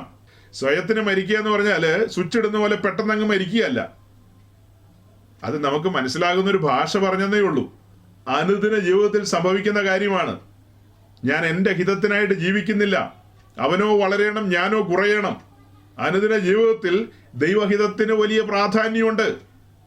ഇന്ന് നമ്മുടെ ചുറ്റും കാണുന്ന ഈ വിശ്വാസികൾ എന്ന് പറയുന്നവരെല്ലാം ഒരു വെള്ളയുടുപ്പൊക്കെ ആയിരിക്കും ഇട്ടിരിക്കുന്നത്. മൊത്തം വെള്ളയായിരിക്കും, ആകമാനം വെള്ളയായിരിക്കും. അതുകൊണ്ടൊന്നും കാര്യമായില്ലെന്നേ. ഞാനിപ്പോൾ വെള്ളയിട്ടിരിക്കുന്നത് അല്ലേ? വെള്ളയിട്ടതുകൊണ്ട് കാര്യമായില്ല. എൻ്റെ ചിന്തകൾ, വിചാരങ്ങൾ, എൻ്റെ ഇടപാടുകൾ, കാര്യങ്ങളെല്ലാം ദൈവഹിതത്തിന് വിരുദ്ധമാണെങ്കിൽ വെള്ള ഇട്ടിട്ട് വല്ല കാര്യമുണ്ടോ? ഉള്ള കളറുകളിൽ ഏറ്റവും നല്ലത് വെള്ള തന്നെയാണ്. അതായത് മനുഷ്യൻ്റെ കണ്ണിന് അഫോർഡബിൾ ആയിട്ടുള്ള ഒരു കളർ എന്ന് പറയുന്നത് വെള്ള തന്നെയാണ്. ഏറ്റവും നല്ലതാണ്. അത് സ്വർഗത്തെ റെപ്രസെന്റ് ചെയ്യുന്നത്. എൻ്റെ വിശദീകരണത്തിലേക്കൊന്നും പോവല്ല. അപ്പം അവിടെയെല്ലാം ദൈവഹിതത്തിന് വലിയ പ്രാധാന്യം കൊടുത്തുകൊണ്ടുള്ള ഒരു ക്രിസ്തീയ ജീവിതം നയിക്കണമെങ്കിൽ ശുശ്രൂഷകർ ആ നിലയിൽ ജനത്തെ നയിക്കണം. ആ നിലയിൽ ജനത്തെ നയിച്ചുകൊണ്ടിരിക്കുമ്പോൾ ഒരുവൻ പ്രസംഗിക്കുകയാണ്, ക്രിസ്തീയ ജീവിതത്തിലെ കഷ്ടങ്ങളൊക്കെ ശാപത്തിന്റെ ലക്ഷണങ്ങളാണ്, അനുഗ്രഹവുമായി ബന്ധപ്പെടുത്തി ഈ ഘട്ടങ്ങളെ ഒന്നും നമുക്ക് പരിഗണിക്കാൻ കഴിയില്ല എന്നൊക്കെ പറയുന്നത് കേൾക്കുമ്പോൾ, എൻ്റെ ദൈവമേ, ഞാനുമായി ബന്ധപ്പെട്ട വിശ്വാസികൾ ആരെങ്കിലും ഇത് കേൾക്കുകയോ ആരെങ്കിലും ഇതിൻ്റെ മുമ്പിൽ തലയാട്ടുകയോ ഒക്കെ ചെയ്യുമോ എന്നൊരു ശുശ്രൂഷകൻ ചിന്തിച്ചു പോകും. അത് തന്നെയല്ല, ഞാനുമായി ബന്ധപ്പെട്ട വിശ്വാസികൾ എന്നൊക്കെ പറഞ്ഞാൽ നിങ്ങൾ 22,000 ഒന്നുമില്ലല്ലോ, ഒന്നുമില്ല, വളരെ കുറച്ച് പേരല്ലേ ഉള്ളൂ. അതായത് കർത്താവായ യേശുക്രിസ്തു തൻ്റെ സ്വന്തം രക്തത്താൽ സമ്പാദിച്ചിട്ടുള്ള ആട്ടിൻകൂട്ടം ലോകമെമ്പാടുമുണ്ട്. അവരോടെല്ലാം സംസാരിക്കാനുള്ള ശേഷി എനിക്കില്ല. എനിക്ക് ശേഷിയുള്ളതായ എൻ്റെ വംശക്കാരായ, എൻ്റെ ഭാഷ മനസ്സിലാകുന്നവരായ എൻ്റെ ദേശക്കാരോട് എനിക്ക് സംസാരിക്കാൻ പറ്റും. ഇപ്പോൾ ചൈനീസിലോ പിന്നെ സ്പാനിഷിലോ ഒക്കെ സംസാരിക്കണമെന്ന് പറഞ്ഞാൽ വലിയ ബുദ്ധിമുട്ടായിരിക്കും. ട്രാൻസ്ലേറ്ററെയൊക്കെ സംഘടിപ്പിക്കേണ്ടി വരും. അപ്പം എനിക്ക് കഴിയുന്ന രീതിയിൽ ഈ പറയപ്പെട്ട വിരുദ്ധോപദേശങ്ങളെ, നമ്മളെ സംബന്ധിച്ച് അത് വിരുദ്ധോപദേശങ്ങളാണ്, അതായത് ദുരുപദേശങ്ങളാണ്. അവരെ സംബന്ധിച്ച് അത് പത്യോപദേശമാണ് കേട്ടോ. ഇത് കേൾക്കുമ്പോൾ ഇതിനകത്ത് വളരെ രസകരമായൊരു കാര്യമുണ്ട്. നമ്മൾ പറഞ്ഞുകൊണ്ടിരിക്കുകയാണ് ഇതെല്ലാം തെറ്റായ ഉപദേശമാണ്, അയ്യോ മഹാമണ്ഡത്തരമാണ്, വചനത്തിന് നിരക്കുന്നതല്ല എന്നൊക്കെ നമ്മൾ പറയുമ്പോൾ അവർ ഊറി ചിരിക്കുന്നുണ്ട്. ഏതൊരു മണ്ടനിരുന്ന് കുറെ ആൾക്കാരെ കൂട്ടിയിരുത്തിക്കൊണ്ട് പറഞ്ഞുകൊണ്ടിരിക്കുകയാണ് ക്രിസ്ത്യ ജീവിതത്തിലെ കഷ്ടങ്ങളൊന്നും ശാപമല്ല, ആ കഷ്ടങ്ങളൊക്കെ ഒരളവിൽ നമുക്ക് അനുഗ്രഹം തന്നെയാണ് എന്നൊക്കെ പറയുന്ന ഒരു ബിരുദൻ, അതും ഞങ്ങളുടെ ഈ പട്ടണത്തിൽ തന്നെയുണ്ട്. എൻ്റെ ദൈവമേ, ഇങ്ങനെയൊക്കെയുള്ള പോഷന്മാർ ഇപ്പോഴും ജീവിച്ചിരിപ്പുണ്ടോ എന്നാ അവര് ചിന്തിക്കുന്നത്. അത് പറയുമ്പോൾ വേറൊരു കാര്യം എൻ്റെ ഓർമ്മയിലേക്ക് വരിക. അതായത് ഈ ന്യൂ ജനറേഷൻ പെന്തിക്കോസ്റ്റുമായി ബന്ധപ്പെട്ട് കണ്ടമാനം സംസാരിച്ചിട്ടുള്ളവരാണ് നമ്മൾ. ന്യൂ ജനറേഷൻ പെന്തിക്കോസ്റ്റിന്റെ ഒരു നേച്ചറുണ്ട്. ആ സെയിം നേച്ചറാണ് എപ്പിസ്കോപ്പൽ സഭകൾക്കുള്ളത്. എപ്പിസ്കോപ്പൽ സഭകളുമായി ബന്ധപ്പെട്ട്, അതായത് അതിലെ മേജർ പാർട്ട് കൈകാര്യം ചെയ്യുന്നത് കാത്തലിക്സ്, ദെൻ ഓർത്തഡോക്സ്, എല്ലാ ഓർത്തഡോക്സും, സുറിയാനികൾ എല്ലാം കൂടെ കൂട്ടിക്കുവാണ്. ഇവരെ എല്ലായിടത്തും നമ്മൾ പഠിക്കുമ്പോൾ അവര് വിശുദ്ധ തിരുവഴുത്തിന് കൊടുക്കുന്ന പ്രാധാന്യം വളരെ കുറവായിരിക്കും. അവരേറ്റവും പ്രാധാന്യം കൊടുക്കുന്ന കാര്യം എന്ന് പറയുന്നത് പാരമ്പര്യത്തിനാണ്. അപ്പൊ പാരമ്പര്യത്തിന് കൊടുക്കുന്ന പ്രാധാന്യത്തിന്റെ ഒരു അംശം പോലും അവര് ദൈവവചനത്തിന് കൊടുക്കുന്നില്ല. അതുപോലെ തന്നെ പല കാര്യങ്ങളും അതിനോടുള്ള ബന്ധത്തിൽ അവർ പറയുന്നുണ്ട്, കാനോൻ ഇതുവരെ ക്ലോസ് ചെയ്തിട്ടില്ല, ഇനിയും വേണേ എഴുതാം, ഇനി അങ്ങനെ ചെയ്യാം ഇങ്ങനെ ചെയ്യാന്നൊക്കെയുള്ള രീതിയിലൊക്കെ അവർ ചിന്തിക്കുന്നത്. അപ്പോൾ ആ ഒരു വലിയ സമൂഹത്തിന്റെ ഒരു ചിന്തയാണ് ഞാൻ പറയുന്നത്. അതായത് അവരുടെ ആശയങ്ങൾ, കാര്യങ്ങളെ സ്ഥാപിക്കണമെങ്കിൽ അവർക്ക് ഈ പാരമ്പര്യത്തെ പിടിച്ചു വെക്കൂ. എല്ലാത്തിനും വചനം എന്ന് പറഞ്ഞു കഴിഞ്ഞാൽ എല്ലാം പൊളിഞ്ഞു പോകും. അത് ബുദ്ധിമാന്മാരായ അവരും അവരുടെ പൂർവന്മാരും കണ്ടുപിടിച്ച കാര്യമാണ് പാരമ്പര്യത്തിന് ഊന്നൽ കൊടുക്കുക. അതായത് ഏകദേശം AD 100 മുമ്പ് ഈ വിശുദ്ധ തിരുവഴുത്ത് എഴുതി ക്ലോസ് ചെയ്തു. അവസാനത്തെ പുസ്തകമായിട്ട് നമ്മളിപ്പോൾ കാണുന്നത് വെളിപ്പാട് പുസ്തകമാണ്. ആ പുസ്തകം എഴുതുന്ന കാലത്ത് യോഹന്നാൻ ജീവിച്ചിരിപ്പുണ്ടല്ലോ. കർത്താവിന്റെ അപ്പസ്തലന്മാരിൽ യോഹന്നാനാണ് ഏറ്റവും ഒടുക്കം മരിക്കുന്നത്. യോഹന്നാൻ മരിച്ചതിന് ശേഷം പിന്നെ ഒരു പുസ്തകം എഴുതിയിട്ടില്ല. വേറെ കഥകളൊക്കെ ആളുകൾ എഴുതിയിട്ടുണ്ടായിരിക്കാം, പക്ഷേ വിശുദ്ധ തിരുവഴുത്തിന്റെ ഭാഗമായിട്ട് അങ്ങനെ ഒരു പുസ്തകങ്ങളുമില്ല. അപ്പോൾ ക്രിസ്തീയ സഭ റൺ ചെയ്യുന്നതുമായി ബന്ധപ്പെട്ട് അതിന്റെ പ്രാക്ടീസുകൾ എടുക്കുമ്പോൾ അതിന്റെ പർവ്വതത്തിലെ മാതൃക എന്നൊക്കെ പറഞ്ഞു കഴിഞ്ഞാൽ അപ്പോസ്തലന്മാരുടെ നടത്തിപ്പുകളാണ്. അവരെങ്ങനെയാണ് കാര്യങ്ങളെ കൈകാര്യം ചെയ്തത്, അതാണ് നമുക്ക് ആധികാരികമായ പഠനത്തിനും പിന്തുടർച്ചയ്ക്കുമായിട്ട് എടുക്കാവുന്ന കാര്യങ്ങൾ. അതേസമയം മേൽപ്പറയപ്പെട്ട കൂട്ടര് അവര് 1-ാം നൂറ്റാണ്ട്, 2-ാം നൂറ്റാണ്ട്, 3-ാം നൂറ്റാണ്ട്, ഇങ്ങനെ പല നൂറ്റാണ്ടുകളിൽ പലവിധമായ കാര്യങ്ങൾ ഇതിനോട് കൂട്ടിച്ചേർത്തിട്ടുണ്ട്. പൗരോഹിത്യവുമായി ബന്ധപ്പെട്ട ആടയാഭരണങ്ങൾ, അതിൻ്റെ ചൊല്ലലുകളും ചൊലുത്തലുകളും പരിപാടികളും ഇടപാടുകളും, കൊച്ചു കുഞ്ഞുങ്ങളുടെ മാമോദീസ എന്നു വേണ്ട, കൂടുതൽ പറയണ്ടല്ലോ, അസംഖ്യം കാര്യങ്ങളുണ്ട്. അപ്പോൾ ആ കാര്യങ്ങളെയൊക്കെ അവർക്ക് സ്ഥാപിക്കാനും ഉറപ്പിക്കുവാനുമായിട്ട് അവർ കണ്ടെത്തുന്ന കാര്യം എന്താ? ഈ പാരമ്പര്യത്തെയാണ് അവർ ചാരുന്നത്. ഇപ്പം നമ്മൾ പറയുകയാണ് അത് അങ്ങനെയല്ലോ ഇങ്ങനെയല്ലോ എന്ന് പറഞ്ഞു കഴിഞ്ഞാൽ, നിങ്ങൾ എന്തിനും ഏതിനെയും ബൈബിളെ പിടിക്കുന്നവരല്ലേ. ഞങ്ങളങ്ങനെ ബൈബിളെ പിടിച്ചുകൊണ്ട് പോകുന്നവരല്ല. ഞങ്ങൾക്ക് അപ്പോസ്തോലികമായ നടത്തിപ്പുണ്ട്, കൈവെപ്പുണ്ട്. ഞങ്ങൾ അങ്ങനെ മുന്നോട്ട് വന്ന ആൾക്കാരാണ്. അല്ലാതെ എപ്പോഴും കണ്ണിൽ എണ്ണ ഒഴിച്ച് ഇങ്ങനെ ബൈബിൾ എന്നാ പറയുന്നു നോക്കിയിരിക്കുന്നവരല്ല. നിങ്ങൾക്ക് അതൊന്നും മനസ്സിലാകില്ലെന്ന് അവർ പറയുന്നത്. ഓക്കെ, അവരുടെ കാര്യം സ്ഥാപിക്കാൻ അവർ ആ കാര്യം എടുത്തു കണ്ടോ. അതുപോലെയാണ് ന്യൂ ജനറേഷൻ ഗ്രൂപ്പുകൾ. ന്യൂ ജനറേഷൻ ഗ്രൂപ്പുകളെ സംബന്ധിച്ച് അവരും വചനത്തിന് പ്രാധാന്യം കൊടുക്കുന്നവരല്ല. അവരും ഇടയ്ക്ക് അല്ലെങ്കിൽ സ്വത്രമൊക്കെ പറയുന്നവരല്ലെന്ന് വെച്ചാൽ അതൊക്കെ അതെ. അവർ വചനത്തിന് പ്രാധാന്യം കൊടുക്കുന്നവരല്ല, അവർ ആത്മാവിന് പ്രാധാന്യം കൊടുക്കുന്നവരാ. തെറ്റിദ്ധരിക്കരുത്, പരിശുദ്ധാത്മാവിന് പ്രാധാന്യം കൊടുക്കുന്നു എന്ന വ്യാജേനെ അവർ പലതും കാണിക്കുന്നുണ്ട്. നമ്മളതിനെ അങ്ങനെയല്ല പരിഗണിക്കുന്ന. അവർ ആത്മാവിന് പ്രാധാന്യം കൊടുക്കുന്നവരാണ്. എന്നാ പറഞ്ഞാലും ഒരു ആത്മാവിന്റെ കാര്യം പറയും. അതേസമയം നമ്മൾ അങ്ങനെയല്ല കാര്യങ്ങളെ കാണുന്നത്. അതേസമയം നമ്മൾ വചനത്തിനാണ് പ്രാധാന്യം കൊടുക്കുന്നത്. ഇപ്പൊ ഒരുവനെ ഉന്തി വീഴ്ത്തുന്നു, ഒരുത്തിനെ തള്ളിയിടുന്നു, ഒരുത്തിനെ അങ്ങനെ ചെയ്യുന്നു, ഒരുത്തിനെ ഇങ്ങനെ ചെയ്യുന്നു. അതുപോലെ പിന്നെ അവരുടെ ഇടയിലുള്ള ഒരു സംഭവം ഉണ്ടല്ലോ, വിശുദ്ധ ചിരി, വിശുദ്ധ കൊര, അങ്ങനെയുണ്ടോ അറിയില്ല. പിന്നെ എന്നാ വിശുദ്ധ കരച്ചിലോ, പിന്നെ ഏതാണ്ടൊക്കെ ഉണ്ടല്ലോ. അങ്ങനെ കുറേ കാര്യങ്ങളുണ്ട്. അപ്പം നമ്മൾ ചോദിക്കുകയാണ് എവിടെയാണ് റെഫറൻസ് എന്നൊക്കെ നമ്മൾ ചോദിച്ചു കഴിഞ്ഞാൽ എല്ലാത്തിനും റെഫറൻസ് ചോദിച്ചുകൊണ്ട് ഒരു ആത്മ നടത്തിപ്പ് എന്താന്ന് പഠിക്കാൻ പറയും. ആത്മാവ് എന്ന് നാഴിക്ക് 40 വട്ടം പറയും അവർ. ഇന്നലെ രാത്രി അർദ്ധരാത്രിയിൽ ആത്മാവ് എന്നോട് പറഞ്ഞു. ആത്മാവ് പറഞ്ഞു എന്ന് വചനത്തിലുണ്ടല്ലോ. ആത്മാവ് എന്നോട് പറഞ്ഞെന്ന് പറയും അവര്. ഉന്തിക്കോ തെള്ളിക്കോ ആളുകൾ വീഴാൻ റെഡിയായിട്ട് നിൽക്കുക. നമ്മളിതെല്ലാം വചനം വെച്ചിട്ട് കൂട്ടിമുട്ടിക്കാനാണ് നോക്കുന്നത്. കൂട്ടിമുട്ടുവോ? കത്തോലിക്കനും ഓർത്തഡോക്സുകാരനും എന്നാ പറയുന്നത്? അതൊക്കെ പാരമ്പര്യത്തിന്റെ ഭാഗമായി ഉരുത്തിരിഞ്ഞു വന്ന കാര്യങ്ങളാണ്. അതിലെല്ലാം ദൈവത്തിന്റെ കയ്യൊപ്പം ഉണ്ടെന്നേ. അത് ഞങ്ങളുടെ പിതാക്കന്മാർ ഞങ്ങളെ പഠിപ്പിച്ച കാര്യങ്ങളാണ്. അത് മാറ്റവും തിരുത്തുമൊന്നും ചെയ്യേണ്ട കാര്യമൊന്നുമില്ല. നിങ്ങൾ വേറെ പണി നോക്കാൻ പറയും. അതുപോലെ തന്നെ ഇവരോട് സംസാരിച്ചു കഴിഞ്ഞാൽ ഇവരെന്നാ പറയുന്നത്? അതല്ല, ആത്മാവിന്റെ പരിപാടിയാ, ചോദ്യം ചെയ്യാൻ പാടില്ല. പരിശുദ്ധാത്മാവിനെതിരെയുള്ള ദൂഷണം ഒരു കാലത്തും ക്ഷമിക്കില്ലെന്ന് പറയും. അവൻ നമ്മൾ വിഷമിച്ചു പോകും അങ്ങനെ പറയുമ്പോൾ. അതേസമയം നമുക്ക് ഈ കാര്യത്തിലൊക്കെയുള്ള ബോധ്യം, നമ്മുടെ ബോധ്യം എന്താ? നമ്മുടെ ബോധ്യം എന്ന് പറയുന്ന വിശുദ്ധ തിരുവഴുത്തിന് വിരുദ്ധമായ ഒരു കാര്യവും പരിശുദ്ധാത്മാവ് ചെയ്യില്ല. ദൈവത്തിന്റെ ആത്മാവ് വന്നിരിക്കുന്ന പുത്രന് മഹത്വം കൊടുക്കാനാണ്. അതായത് മറഞ്ഞിരിക്കുന്ന കാര്യങ്ങൾ നമുക്ക് തുറന്നു തരാൻ വേണ്ടിയാണ് പരിശുദ്ധാത്മാവ് വന്നിരിക്കുന്നത്. അതായത് മറഞ്ഞിരിക്കുന്ന മന്നയുണ്ടല്ലോ, ആ മന്ന നമ്മുടെ മുമ്പിൽ വെളിപ്പെടുത്തി തരും.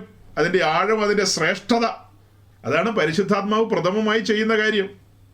അതല്ലാതെ ചുമ്മാ തോന്നുന്ന പോലെ എന്തെങ്കിലും ആളുകളെ തള്ളിയിടുന്നതോ തിരിക്കുന്നോ മറിക്കുന്നോ ഒന്നുമല്ല. അപ്പൊ ഞാൻ പറഞ്ഞു വന്നതിന്റെ ഒരു സാരം എന്താ? ഈ ശരിയായ ട്രാക്കിൽ, വചനത്തിന്റെ ട്രാക്കിൽ, ആത്മാവിന്റെ നടത്തിപ്പിന്റെ ട്രാക്കിൽ പോകേണ്ടതിന് പകരം വിശ്വാസികൾ ഒരുപക്ഷെ ഇന്നത്തെ ഈ സാമൂഹിക അന്തരീക്ഷത്തിൽ വഴിതെറ്റിപ്പോകാൻ സാധ്യതയുണ്ട്. അതുകൊണ്ടാണ് ശുശ്രൂഷകന്മാർ ഒത്തിരി പേര് അങ്ങനെയൊക്കെ ചെയ്യുന്നുണ്ടോ എന്ന് എനിക്കറിയില്ല. ഞാൻ എന്തായാലും അങ്ങനെ തുറന്ന് സംസാരിക്കുന്നത്. നമ്മുടെ കൂട്ടുസഹോദരങ്ങൾ നാളെ പറയരുത്, സജി പാസ്റ്റർ ഒരു അക്ഷരം അതിനെക്കുറിച്ച് പറഞ്ഞിരുന്നില്ലല്ലോ, അങ്ങനെ ഒരു കാര്യം ഞങ്ങളെ ധരിപ്പിച്ചിരുന്നില്ലല്ലോ എന്ന് ഒരാളും പറയാൻ ഇടവരരുത്. നിങ്ങൾ മാത്രമല്ല, മേലാൽ നമ്മളെ കേൾക്കുന്ന മനുഷ്യരുണ്ടല്ലോ, നമ്മൾ ഒരിക്കലും ജീവിതത്തിൽ കാണാത്ത ആളുകളുണ്ട്. പിന്നത്തേതിൽ നമ്മൾ യൂട്യൂബിലൊക്കെ ഈ മെസ്സേജൊക്കെ അപ്ലോഡ് ചെയ്യുമല്ലോ, ആ സമയത്തൊക്കെ നിരന്തരം കേൾക്കുന്ന ആളുകളുണ്ട്. അങ്ങനെ കേൾക്കുന്നവരും ഒക്കെയായ ആളുകൾ പിന്നത്തേതിൽ പറയാൻ ഇടവരരുത്, ഉപദേശി കാര്യങ്ങളെ കൃത്യമായി തുറന്നു പറഞ്ഞിരുന്നില്ല, എങ്ങും തൊടാതെ എന്തൊക്കെയോ പറഞ്ഞു പോയി. ഞങ്ങൾ ധരിച്ചത് അങ്ങനെയൊന്നുമല്ല. ക്രിസ്തീയ ജീവിതത്തിലെ ഘട്ടങ്ങൾ, ശാപത്തിലെ ലക്ഷണങ്ങളൊക്കെ തന്നെയാണ് ഞങ്ങളും ധരിച്ചത്. കാരണം വളരെ പോപ്പുലാരിറ്റിയുള്ള 22,000 പേരുടെ അഡ്രസ്സുള്ള ഒരു മെഗാ പാസ്റ്റർ പറയുമ്പോൾ അതിനൊരു ഗൗരവം ഉണ്ടാവില്ലേ? അതിനൊരു ഗൗരവം ഉണ്ടാവുമല്ലോ. അതുകൊണ്ട് ഞങ്ങളൊക്കെ അതങ്ങ് വിശ്വസിച്ചു പോയിന്ന് ഒരാൾ നാളെ പറയാൻ ഇടവരരുത്. വളരെ കർക്കശ്യമായിട്ടാണ് പറഞ്ഞത്.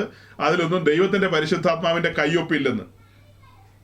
അത് പറഞ്ഞ ഉദ്ദേശിയെ ആൻഡമാൻ നിക്കോബാർ ദ്വീപിലേക്ക് നാട് കടത്തണമെന്നൊന്നും നമ്മൾ പറഞ്ഞില്ല. അദ്ദേഹം മുടിഞ്ഞു പോട്ടെന്നോ അദ്ദേഹത്തിന്റെ കൂടെയുള്ള ആൾക്കാരെല്ലാം അങ്ങനെയായി പോട്ടെന്നോ ഒന്നും നമ്മൾ പറഞ്ഞില്ല.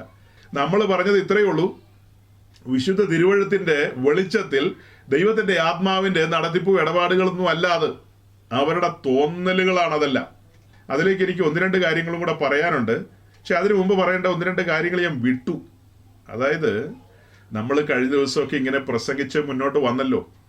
ആ മെസ്സേജൊക്കെ നമ്മൾ യൂട്യൂബിൽ അപ്ലോഡ് ചെയ്തു. യൂട്യൂബിൽ അപ്ലോഡ് ചെയ്തതിന് ശേഷം ആ മെസ്സേജിൻ്റെ കമൻറ്റ് സെക്ഷനിലൊക്കെ ധാരാളം ആളുകൾ വന്ന് അവരുടെ അഭിപ്രായങ്ങളൊക്കെ രേഖപ്പെടുത്തി. അപ്പോൾ നമ്മൾ അറിയുന്നവരും നമുക്ക് അറിയാൻ പാടില്ലാത്തതും ഒക്കെയായ പല ആൾക്കാർ അവിടെ വന്ന് അവരുടെ ആശയങ്ങൾ അവിടെ പങ്കുവെച്ചു. അവിടെ വാദപ്രതിവാദങ്ങൾ നടന്നിട്ടുണ്ട് പല നിലകളിൽ. നമ്മൾ പറഞ്ഞ ഈ 22,000 പേരുള്ള മെഗാ ചർച്ചിന്റെ ഉദ്ദേശിയുടെ ശിഷ്യഗണങ്ങളും അവിടെ വന്ന് ഘോരഘോരം യുദ്ധം നടത്തിയിട്ടുണ്ട്. അവര് ടാർഗറ്റ് ചെയ്ത എന്നെയാണ്. ഈ 5 പേരിൽ മാത്രമുള്ള എന്നെയാണ് അവർ ടാർഗറ്റ് ചെയ്തത്. 6 പേരിലുള്ള ഗോലിയാത്തല്ല ഞാൻ. 22,000 ഒന്നും എൻ്റെ കയ്യിലില്ല. അവരവിടെ വന്ന് അതൊക്കെ ചോദിച്ചിട്ടുണ്ട്. താങ്കൾ ബൈബിൾ വായിച്ചിട്ടുണ്ടോ? താങ്കൾ ആരെങ്കിലും ഇന്നുവരെ രക്ഷിച്ചിട്ടുണ്ടോ എന്ന് വേണ്ട അത്തരം പല കാര്യങ്ങളാണ് ചോദിച്ചിരിക്കുന്നത്. അതിന് നമ്മുടെ സഹോദരന്മാർ ആരൊക്കെയോ അതിന് ചെറുതായിട്ടൊക്കെ മറുപടി കൊടുത്തിട്ടുണ്ട്. പിന്നീട് ഞാൻ അതൊക്കെ സസൂക്ഷ്മം ശ്രദ്ധിച്ചപ്പോൾ എനിക്ക് മനസ്സിലായ ഒരു കാര്യം കൂടെ നിങ്ങളോട് പറയാൻ ആഗ്രഹിക്കുന്നത്, അതായത് ആ കമൻസ് ഒക്കെ നമ്മുടെ ഈ മെഗാ ചർച്ചിലെ ഉദ്ദേശി വായിക്കുകയാണെങ്കിൽ അയാൾക്ക് തൊലിക്കെട്ടി കുറവാണെങ്കിൽ നാണം വരും, തൊലിക്കെട്ടി കൂടുതലാണെങ്കിൽ പിന്നെ നാണം വരാൻ സാധ്യത കുറവാന്ന് തന്നെ എൻ്റെ ഒരു ചിന്ത. കാരണം ആ രീതിയിലുള്ള മര്യാദ കെട്ട രീതിയിലൊക്കെയാണ് എഴുതി വയ്ക്കുന്നത്, വ്യക്തികളെ ഹരാസ് ചെയ്യുന്ന രീതിയിലൊക്കെ. അപ്പോൾ അവിടെ ഒരു സരസനായ ഒരാൾ വന്ന് ഒരു കമൻ്റ് എഴുതി. അതായത് നിങ്ങളുടെ ഈ മെഗാ ഉപദേശി അയാള് മറ്റ് ദൈവദാസന്മാരെയൊക്കെ മാർഗം കൂടിയവരെന്നും പുതുക്രിസ്ത്യാനികളെന്നും പിന്നെ വേറെ വളരെ മോശകരമായ വാക്കുകളൊക്കെ ഉപയോഗിച്ച് അങ്ങനെയൊക്കെ പറയാനൊരു ദൈവവൈതലിന് പറ്റുമോ എന്നൊക്കെ ചോദിച്ചപ്പോൾ ചൊറിഞ്ഞുകൊണ്ട് വന്നാൽ ഞങ്ങൾ, അവരുടെ ഭാഷയാണ് കേട്ടോ, എൻ്റെ ഭാഷയല്ല, ചൊറിഞ്ഞുകൊണ്ട് വന്നാൽ ചിലപ്പോൾ പറഞ്ഞെന്നിരിക്കുമെന്ന്. ഞാനതൊക്കെ ശ്രദ്ധിച്ചു. അപ്പം മെഗാ പാസ്റ്റർ ആരെങ്കിലും ചൊറിഞ്ഞു കഴിഞ്ഞാൽ പുള്ളിക്കാരൻ ഇങ്ങനെയൊക്കെ പറയുമെന്നാണ് ഇവർ ശിഷ്യഗണങ്ങൾ പറയുന്നത്. ഇതിനെക്കുറിച്ച് പിന്നീട് ഞാൻ ചിന്തിച്ചൊരു കാര്യം എന്നാണെന്നറിയാവോ? നിങ്ങളാരെങ്കിലും അങ്ങനെ ഏതെങ്കിലും ശുശ്രൂഷകന്മാരോടുള്ള ബന്ധത്തിൽ പോയി കമൻറ്റ് ചെയ്യുകയോ എഴുതുകയോ, നിങ്ങൾക്ക് അതൊക്കെ ചെയ്യാനുള്ള സ്വാതന്ത്ര്യമുണ്ട്. പക്ഷേ ആ സ്റ്റാൻഡേർഡ് കീപ്പ് ചെയ്യേണ്ടതുണ്ട്. സ്റ്റാൻഡേർഡ് കീപ്പ് ചെയ്തുകൊണ്ട് നിങ്ങളുടെ വിയോജിപ്പുകളെ രേഖപ്പെടുത്താം. അത് ഏത് വമ്പൻ്റെ അടുത്തും ചെല്ലാം നിങ്ങൾക്ക്. അതല്ലാതെ അവരുടെ വീട്ടിലിരിക്കുന്ന ഭാര്യയെക്കുറിച്ചോ മക്കളെക്കുറിച്ചോ അല്ലെങ്കിൽ അവർ പ്രസംഗത്തിൽ പറഞ്ഞ കാര്യങ്ങളെ ദ്വയാർത്ഥ പ്രയോഗം വെച്ചോ അങ്ങനെയൊന്നും അല്ല പറയേണ്ടത്. അതായത് തിരുവചനം വെച്ച് നമ്മൾ ആ കാര്യങ്ങളെ ഖണ്ഡിക്കുക, അത് അങ്ങനെയല്ല, അതിങ്ങനെയാണ് എന്നൊക്കെ നമുക്ക് പറയാം. അതല്ലാതെ അതിരുകൾ ലംഘിച്ചു പോകാൻ പാടില്ല. അതിരുകൾ ലംഘിക്കേണ്ട ആവശ്യമുണ്ടോ? നമ്മൾ എന്തുകൊണ്ടാണ് ഈ കാര്യങ്ങളെ കർക്കശമായി പറഞ്ഞത്? നമ്മൾ കഴിഞ്ഞ നാളുകൾ ഇതിനെക്കുറിച്ചൊക്കെ ആഴത്തിൽ പഠിച്ചുകൊണ്ടിരിക്കുന്ന ആളുകളാന്നേ. ഈ ന്യൂ ജനറേഷൻ ഗ്രൂപ്പുകളിലുള്ള ആളുകളെല്ലാം മര്യാദ കെട്ട ആളുകളാണ്. ഞാൻ ഇതിൻ്റെയൊക്കെ നടുവിലൂടെ നടന്നിട്ടുള്ള ആളാ. എനിക്ക് നല്ല പങ്ക് ആളുകളെ അറിയാം. മുഴുവനും ആളുകൾ അങ്ങനെയാണെന്നല്ല, നല്ലൊരു പങ്കും അങ്ങനെ, ആണും പെണ്ണും ശരിയാ. അപ്പം ഞാൻ പറഞ്ഞത് ഇത്രേ ഉള്ളൂ. ഈ ന്യൂ ജനറേഷൻ ഗ്രൂപ്പിലുള്ള ആളുകളോട് ഇപ്പോൾ പെന്തക്കോസ്റ്റിലുള്ളതൊക്കെ മഹാന്മാരാണെന്ന് ചോദിച്ചാൽ അങ്ങനെ ചോദ്യം ഉണ്ടല്ലോ. അപ്പോൾ പറയുമ്പോൾ എല്ലാം പറയട്ടെ. ഇന്നത്തെ പെന്തക്കോസ്റ്റ് എന്ന് പറയുന്നത് എന്താണെന്ന് വിശദീകരിച്ച മെസ്സേജുകൾ എത്രയാണ് നമ്മുടെ ചാനലിൽ കിടക്കുന്നത്. പണ്ട് നമ്മൾ ഇങ്ങനത്തെ കാര്യം പറഞ്ഞു പോയപ്പോൾ ആളുകൾ നമ്മുടെ അടുത്ത് ചോദ്യമായിട്ട് വന്നു. ഒരു ബോധമില്ലാത്ത ആളുകളൊന്നുമല്ല, നല്ല കാര്യപ്രാപ്തിയുള്ള ആളുകളാണ് ചോദ്യങ്ങളുമായിട്ട് വന്നത്. അവർ ചോദിച്ച ചോദ്യം ഇത്രേ ഉള്ളൂ: നിങ്ങൾ ന്യൂ ജനറേഷനെ ഇതിന് മാത്രം കുറ്റം പറയുന്നു, അവർക്ക് ഉപദേശമില്ല, അടിസ്ഥാനമില്ല, അതില്ല, ഇതില്ല എന്നൊക്കെ പറഞ്ഞു. നിങ്ങൾ പറയുന്ന നിങ്ങളുടെ ഈ ക്ലാസിക്കൽ പെന്തിക്കോസ്റ്റ് അഥവാ വ്യവസ്ഥാപിത പെന്തിക്കോസ്റ്റ്, അതിൻ്റെ ഇപ്പോഴത്തെ അവസ്ഥ വല്ലതും അറിയാവോ ഉദ്ദേശിച്ച് എന്നാണ് ചോദിച്ചത്. അതിന് നമ്മൾ കൃത്യമായ ആൻസർ കൊടുത്തു.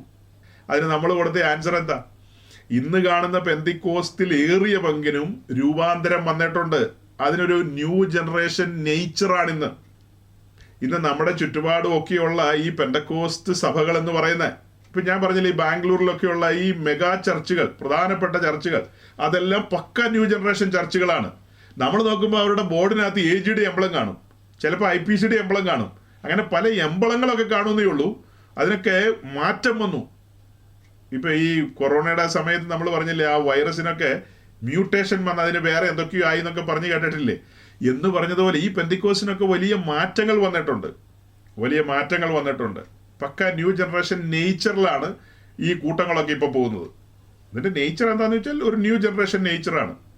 നമ്മൾ അതിനെ തർക്കിക്കാനും വാദിക്കാനൊന്നുമില്ല, അത് യാഥാർത്ഥ്യമാണ്.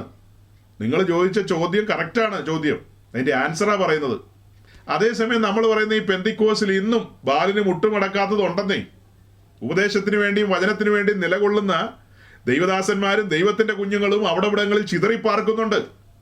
അവർ വിശുദ്ധിക്ക് പ്രാധാന്യം കൊടുത്തുകൊണ്ട്, വേർപാട് അനുഷ്ഠിച്ചുകൊണ്ട്, തങ്ങൾ ഈ ലോകത്തിൽ അന്യരും പരദേശികളും എന്ന് ഏറ്റുപറഞ്ഞുകൊണ്ട് അനുദിന ജീവിതത്തിൽ അങ്ങനെ തന്നെ ദൈവഭയത്തിൽ പോകുന്നവരുണ്ട്.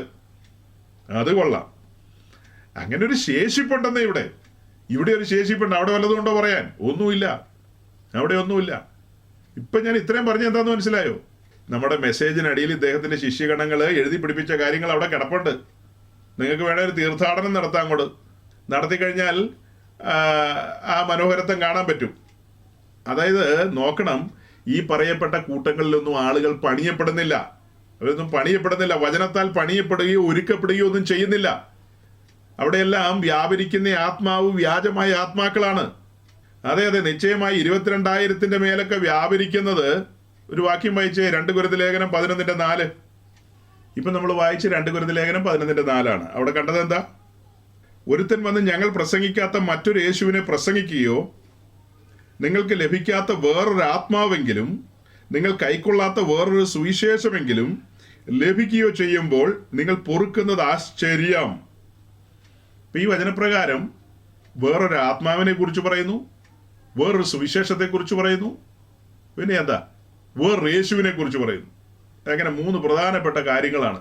അത് പറഞ്ഞിട്ടാ പൗലോസ് പറയുന്നത്, ഈ കാര്യങ്ങളൊക്കെ ലഭിക്കുമ്പോൾ നിങ്ങൾ പൊറുക്കുന്നത് ആശ്ചര്യം എന്നാണ് പറയുന്നത്. പൗലോസിന് അവിടെ ഒരു ആശ്ചര്യമാണ്. ഈ 4-ാം വാക്യം ഇങ്ങനെ പറയുന്നതിന് മുൻപ് അതിൻ്റെ 2ഉം 3ഉം വാക്യത്തിന് വലിയ പ്രാധാന്യമുണ്ട്. വളരെ പ്രസിദ്ധമായ വാക്യമാണ് 2ഉം 3ഉം വാക്യം. ഞാൻ നിങ്ങളെ ക്രിസ്തു എന്ന ഏകപുരുഷന് നിർമ്മല കന്യകയായി വിവാഹ നിശ്ചയം ചെയ്യാൻ ഏൽപ്പിച്ചിരിക്കുകയാണ്. കർത്താവിന്റെ ദാസൻ പൗലോസിന്റെ 2ാം മിഷൻ യാത്രയിൽ കൊരിന്തിൽ കടന്നു വന്ന് 1 ആണ്ടും 6 മാസക്കാലം അവിടെ പാർത്തുകൊണ്ട്, അതിന്റെ തുടക്കം നമുക്കറിയാം, തീത്തോസ് യുസ്തോസിന്റെ ഭവനത്തിൽ സുവിശേഷം അറിയിച്ചുകൊണ്ടാണ് തുടങ്ങുന്നത്. അങ്ങനെ സ്ഥാപിതമായ സഭയാണ് കൊരിന്തിലെ സഭ. ആ സഭയിലെ വിശുദ്ധന്മാരെ പൗലോസ് അത്യാവശ്യം വചനം പഠിപ്പിച്ചിട്ടുണ്ട്. അത് തന്നെയല്ല, പരിശുദ്ധാത്മാവിന്റെ ശക്തമായ പ്രവർത്തനം അവിടെയുണ്ട്. ഒരു കൃപാവരത്തിലും കുറവില്ലാത്തവരായിട്ടാണ് അവർ മുൻപോട്ട് പോയിക്കൊണ്ടിരിക്കുന്നത്. അതിനിടയിൽ ആ കൂട്ടായ്മയിലെ ഒരു വ്യക്തിയുമായി ബന്ധപ്പെട്ട ഒരു അവസരം നമ്മൾ കാണുന്നുണ്ട് 1 കൊരിന്ത്യർ ലേഖനത്തിൽ. അതിന് പരിഹാരം 2 കൊരിന്ത്യർ ലേഖനത്തിൽ വന്നപ്പോൾ പരിഹാരമായി, അദ്ദേഹം മാനസാന്തരപ്പെട്ടു, ആ ഭാഗം ഒക്കെയായി. എന്നാൽ മറ്റൊരു കാര്യം നമ്മൾ കാണുന്നുണ്ട്, അവരുടെ ഇടയിൽ ചില ഡിവിഷനൊക്കെ ഉള്ള കാര്യം, അങ്ങനെ ചില കാര്യങ്ങളൊക്കെ ഉണ്ട്. ഇതൊക്കെ ഉള്ളപ്പോൾ തന്നെയും അതൊരു അനുഗ്രഹിക്കപ്പെട്ട സഭയാണ്. പൗലോസ് അവിടെ കടന്നു വന്ന് തേജസ്സിന്റെ സുവിശേഷം അറിയിച്ച്, ഞാനല്ലോ നിങ്ങളെ സുവിശേഷത്താൽ വീണ്ടും ജനിപ്പിച്ചത്. 1 ആണ്ടും 6 മാസക്കാലവും പൗലോസ് തീത്തോസ് യുസ്തോസിന്റെ വീട്ടിൽ സുവിശേഷമാണ് അറിയിച്ചത്. ആ കേട്ട സുവിശേഷം അനേകരുടെ മാനസാന്തരത്തിനിടയായി. മാനസാന്തരാനുഭവത്തിലേക്ക് വന്നവർ കേട്ട സുവിശേഷം കൈക്കൊണ്ടു. അങ്ങനെയാണ് അവര് പിതാവിന്റെയും പുത്രന്റെയും പരിശുദ്ധാത്മാവിന്റെയും നാമത്തിൽ സ്നാനത്തിനായിട്ട് ഇറങ്ങിത്തിരിച്ചത്. അങ്ങനെ മുൻപോട്ട് വന്ന ആ ഒരു കൂട്ടായ്മ കാലങ്ങൾ കഴിഞ്ഞു പോയപ്പോൾ ഇപ്പോൾ വായിക്കുകയാണ്, മറ്റൊരു യേശുവിനെ അവിടെ ആരോ പരിചയപ്പെടുത്തി. മറ്റൊരു സുവിശേഷം അവരുടെ മുമ്പാകെ വരികയാണ്. മറ്റൊരു ആത്മാവിന്റെ വ്യാപനം അവിടെ ഉണ്ടാകുകയാണ്. അപ്പോൾ പൗലോസ് ഒരു ശാസനാരൂപത്തിലാണ് അവരോട് പറയുന്നത്, നിങ്ങൾ പൊറുക്കുന്നത് ആശ്ചര്യം, ഞങ്ങൾ അധ്വാനിച്ചത് വെറുതെയായോ?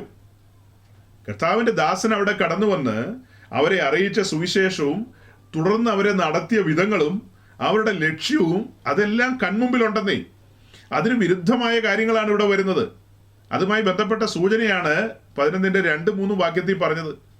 അവർക്ക് ഉത്തമ ബോധ്യമുള്ള കാര്യമാണ്, അതായത് സ്നാനത്തിൽ അവർ ക്രിസ്തുവിനോട് ചേരുന്നേ ഉള്ളൂ. മുൻപോട്ടുള്ള യാത്രയിൽ അവർ ക്രിസ്തുവിനോട് പറ്റിച്ചേരണം. ഇതെല്ലാം കൊരിന്ത്യർ ലേഖനത്തിൽ തന്നെ ഉള്ള കാര്യമാണ്. അങ്ങനെ മുൻപോട്ടുള്ള യാത്രയിൽ ക്രിസ്തുവിനോട് പറ്റിച്ചേർന്ന് കർത്താവുമായിട്ട് ഏകാത്മാവായി തീരേണ്ടതുണ്ട്. അങ്ങനെ ഏകാത്മാവായി തീരുമ്പോൾ ഈ വാക്യപ്രകാരം, ഞാൻ നിങ്ങളെക്കുറിച്ച് ദൈവത്തിന്റെ എരിവോടെ എരിയുന്നു, ഞാൻ ക്രിസ്തു എന്ന ഏക പുരുഷന് നിങ്ങളെ നിർമ്മല കന്യകയായി ഏൽപ്പിപ്പാൻ വിവാഹ നിശ്ചയം ചെയ്തിരിക്കുന്നു. ഞാൻ നിങ്ങളെക്കുറിച്ച് ദൈവത്തിന്റെ എരിവോടെ എരിയുന്നു, ഞാൻ ക്രിസ്തു എന്ന ഏക പുരുഷന് നിങ്ങളെ നിർമ്മല കന്യകയായി. അവിടെ വായിക്കുന്നത് നിങ്ങളെ എന്ന് പറയുന്ന ബഹുവചന സ്വരത്തിലാണ് പറയുന്നത്. കൊരിന്തിലുള്ള വിശുദ്ധന്മാർ പലപ്പോഴായിട്ട് സുവിശേഷം കേട്ട് പലരായി ദൈവസഭയുടെ ഭാഗമായവരാണ് അവരെ പിന്നീട് എന്താ പറയുന്നത്, നിർമ്മല കന്യകയായി. നിങ്ങളെ എന്ന ബഹുവചന സ്വരത്തിൽ പറഞ്ഞിട്ട് പിന്നീട് ചേർത്ത് പറയേണ്ടത് കന്യകമാരെന്നുള്ള നിലയിലാണ് പറയേണ്ടത്. പക്ഷെ പറഞ്ഞത് എങ്ങനെയാ? കന്യക എന്ന ഒറ്റ വാക്കിലാണ് പറഞ്ഞത്. അതായത് പലരായ നിങ്ങൾ പണിയപ്പെട്ട് ക്രിസ്തുവിൽ ഒരു ശരീരമായി തീരണം. ഏക ശരീരസ്ഥരെന്നുള്ള വിഷയവുമായി ബന്ധപ്പെട്ട് 1 കൊരിന്ത്യർ ലേഖനം 10-ാം അധ്യായം വായിച്ചാൽ അവിടെ ഉണ്ടല്ലോ, ശരീരം ഒന്നാണ്, അവയവങ്ങൾ പലതാണെന്നൊക്കെയുള്ള കാര്യം നമ്മൾ അവിടെ കാണുന്നുണ്ട്. അപ്പൊ പലരായ നമ്മൾ ആ ഒരു ശരീരത്തിന്റെ ഭാഗമായി യുക്തമായി ഇണങ്ങിച്ചേരേണ്ടതുണ്ട്. അതിനാണ് 5 വിധ ശുശ്രൂഷകരെ ആക്കി വെച്ചിരിക്കുന്നത്. ശരീരത്തിൽ ഈ ഓരോ അസ്ഥികളും അതാതിൻ്റെ ഇടങ്ങളിൽ അതിനെ ചേർത്ത് നിർത്തേണ്ടതുണ്ട്. ഒരു ശരീരം എന്നുള്ള നിലയിൽ അതിനെ അണിയിച്ചൊരുക്കേണ്ടതുണ്ട്, സജ്ജമാക്കേണ്ടതുണ്ട്. അപ്പോൾ അതിന് പകരമായിട്ട് ഇവിടെ ഇപ്പോൾ ഈ പറയപ്പെട്ട വാക്യപ്രകാരം നമ്മൾ ചിന്തിക്കുമ്പോൾ ക്രിസ്തുവിനോടുള്ള ഏകാഗ്രതയും പറ്റുമാനത്തിൽ നിന്നൊക്കെ വിട്ട് അവര് ലോകത്തിലേക്ക് ചെരിയാനുള്ള സാധ്യതയാണ് കാണുന്നത്. ലോകത്തിന്റെ ഏജന്റുമാരാണ് അവിടെ വന്നിരിക്കുന്നത്. അതേസമയം തുടർന്നുള്ള ലേഖനം ഗലാത്യ ലേഖനത്തിലേക്ക് വരുമ്പോൾ അവിടെയും മറ്റൊരു സുവിശേഷത്തെക്കുറിച്ച് നമ്മൾ കാണുന്നുണ്ട്.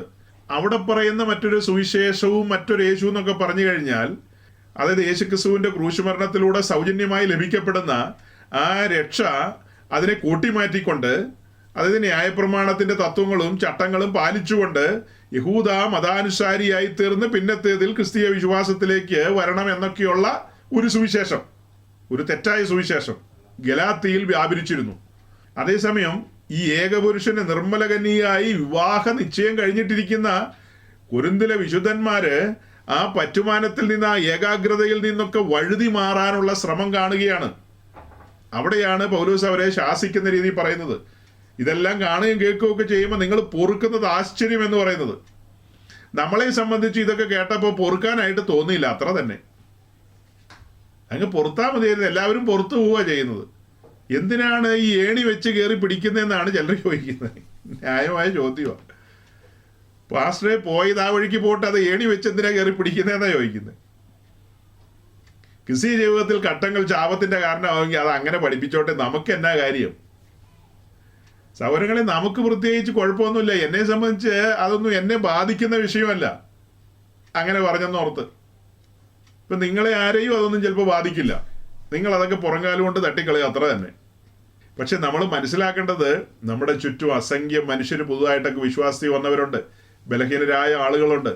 അത്തരം പ്രിയപ്പെട്ടവര് ഇത്തരം കെണികളിൽ കുടുങ്ങിപ്പോയി 22,000 കൂടെ ഒന്നും കൂടെ ചേരുകയാണെങ്കിൽ അവനും ഒരു പരുവത്തിലായി പോവും. അങ്ങനെ സംഭവിക്കാതിരിക്കേണ്ടതിനാണ് നമ്മളിങ്ങനെ ശക്തിയുക്തം ഈ കാര്യങ്ങളെ പറയാനായിട്ട് പരിശ്രമിക്കുന്നത്. അപ്പോൾ ഇവിടെ ഞാൻ ആ കമൻ്റ് എഴുതിയ കാര്യം പറഞ്ഞല്ലോ, അവിടെ എനിക്ക് ഒരു ചിന്ത വരുന്നത്, അതിനോടുള്ള ബന്ധത്തിൽ എനിക്കൊരു ചിന്ത വന്നത്, ദൈവത്തിൻ്റെ ജനവും ലോകക്കാരും തമ്മിലുള്ള ഒരു അന്തരം, സാധാരണ അങ്ങനെയൊക്കെ പറയാറുണ്ട് എന്ന് പറഞ്ഞതുപോലെ, ഈ 22,000 പേർക്ക് അദ്ദേഹം കൊടുക്കുന്ന തീറ്റ, അതെന്ത് തീറ്റയാണെന്നുള്ളത് ഈ കമൻസ് വായിച്ചാൽ മനസ്സിലാവും. അവിടെ നിന്ന് ലഭിക്കുന്ന ഭക്ഷണത്തിനനുസരിച്ചാണല്ലോ ഈ കമൻ്റ് എഴുത്ത് തൊഴിലാളികൾ വരുന്നത്. സഹോദരങ്ങളെ, നമ്മളെ ആളുകൾ വിമർശിക്കാറുണ്ട് കേട്ടോ, നിങ്ങൾ തെറ്റിദ്ധരിക്കരുത്. അയ്യോ, നിങ്ങൾ ഓരോ നമ്മുടെ ഈ യൂട്യൂബിലൊന്നും അല്ല, ഫേസ്ബുക്കിലൊക്കെ വന്ന് കാണണം, എന്തുമാത്രം ഭയങ്കര മുട്ടൻ ചീത്തയൊക്കെ പറയും. പുറമേ നിന്നുള്ള ആളുകൾ, അതായത് നിരീശ്വരവാദികളോ അല്ലെങ്കിൽ മറ്റോ ഇതര സമൂഹത്തിൽപ്പെട്ടവരൊക്കെ പറയുന്നതിന് നമുക്കതിന് കുഴപ്പമൊന്നുമില്ല. ചിലതിനൊക്കെ നമ്മൾ മറുപടി കൊടുക്കുകയായിരിക്കും, എല്ലാ കാര്യത്തിനും മറുപടിയും കൊടുക്കാൻ പോകാറില്ല. നമ്മളെ ചീത്ത വിളിക്കുക എന്ന് പറയുന്ന അവരുടെ അവകാശത്തിൽപ്പെട്ട കാര്യമാണ്. അതേസമയം മെഗാപാസ്റ്ററുടെ വിശ്വാസികൾ എന്ന് പറയുന്ന അദ്ദേഹത്തിന്റെ ശിഷ്യഗണങ്ങൾ, ന്യൂജനാത്മാവുള്ള ശിഷ്യഗണങ്ങൾ, അവരെയൊക്കെ തുറന്നു കാണിക്കുന്ന ഒരു രംഗമാണ് അതിലൂടെ വെളിപ്പെടുന്നത്. ഇവിടെയാണ് നമ്മളൊരു കാര്യം അടിവരയിട്ട് പറയുന്നത്. ഇത്തരം കൂട്ടങ്ങളിൽ പോയി കഴിഞ്ഞാൽ ആ സ്വഭാവത്തിന് ഉടമകളായി പോവും, അത്തരം സ്വഭാവത്തിന് ഉടമകളായി പോവും. ഇപ്പൊ ഈ പറഞ്ഞ ഉപദേശി തന്നെയാണെങ്കിലും തെറ്റായ കാര്യങ്ങൾ എന്തുമാത്രമാണ് പറയുന്നത്? ആ കണ്ടമാനം കാര്യങ്ങൾ പറഞ്ഞിട്ടില്ലേ? നമ്മൾ അതിനൊക്കെ മറുപടി എന്നോണമാണല്ലോ 2-3 ആഴ്ച പറഞ്ഞത്. നമ്മൾ ആ മറുപടിയിൽ വിശുദ്ധ വചനത്തെ മുൻനിർത്തിക്കൊണ്ട് സഭ്യമായ ഭാഷയിൽ, എന്നാൽ ഗൗരവം ചോർന്നു പോകാതെ കാര്യങ്ങളെ പറഞ്ഞ് അവതരിപ്പിക്കുക ചെയ്തത്.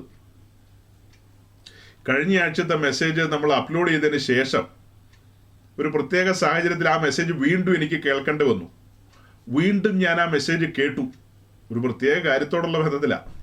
വീണ്ടും ഞാൻ ആ മെസ്സേജ് മുഴുവൻ കേട്ട് കഴിഞ്ഞപ്പോൾ ഞാൻ ചിന്തിക്കുകയായിരുന്നു, ദൈവമേ, ഈ മെസ്സേജിനകത്ത് ദൈവവചനത്തെ മുൻനിർത്തിക്കൊണ്ടാണ് നമ്മൾ സംസാരിക്കുന്നത്. ഒരു ശുശ്രൂഷകൻ എന്നുള്ള നിലയിൽ ഞാൻ നമ്മുടെ ചിന്തകളാണ് അതിൽ പങ്കുവെച്ചത്.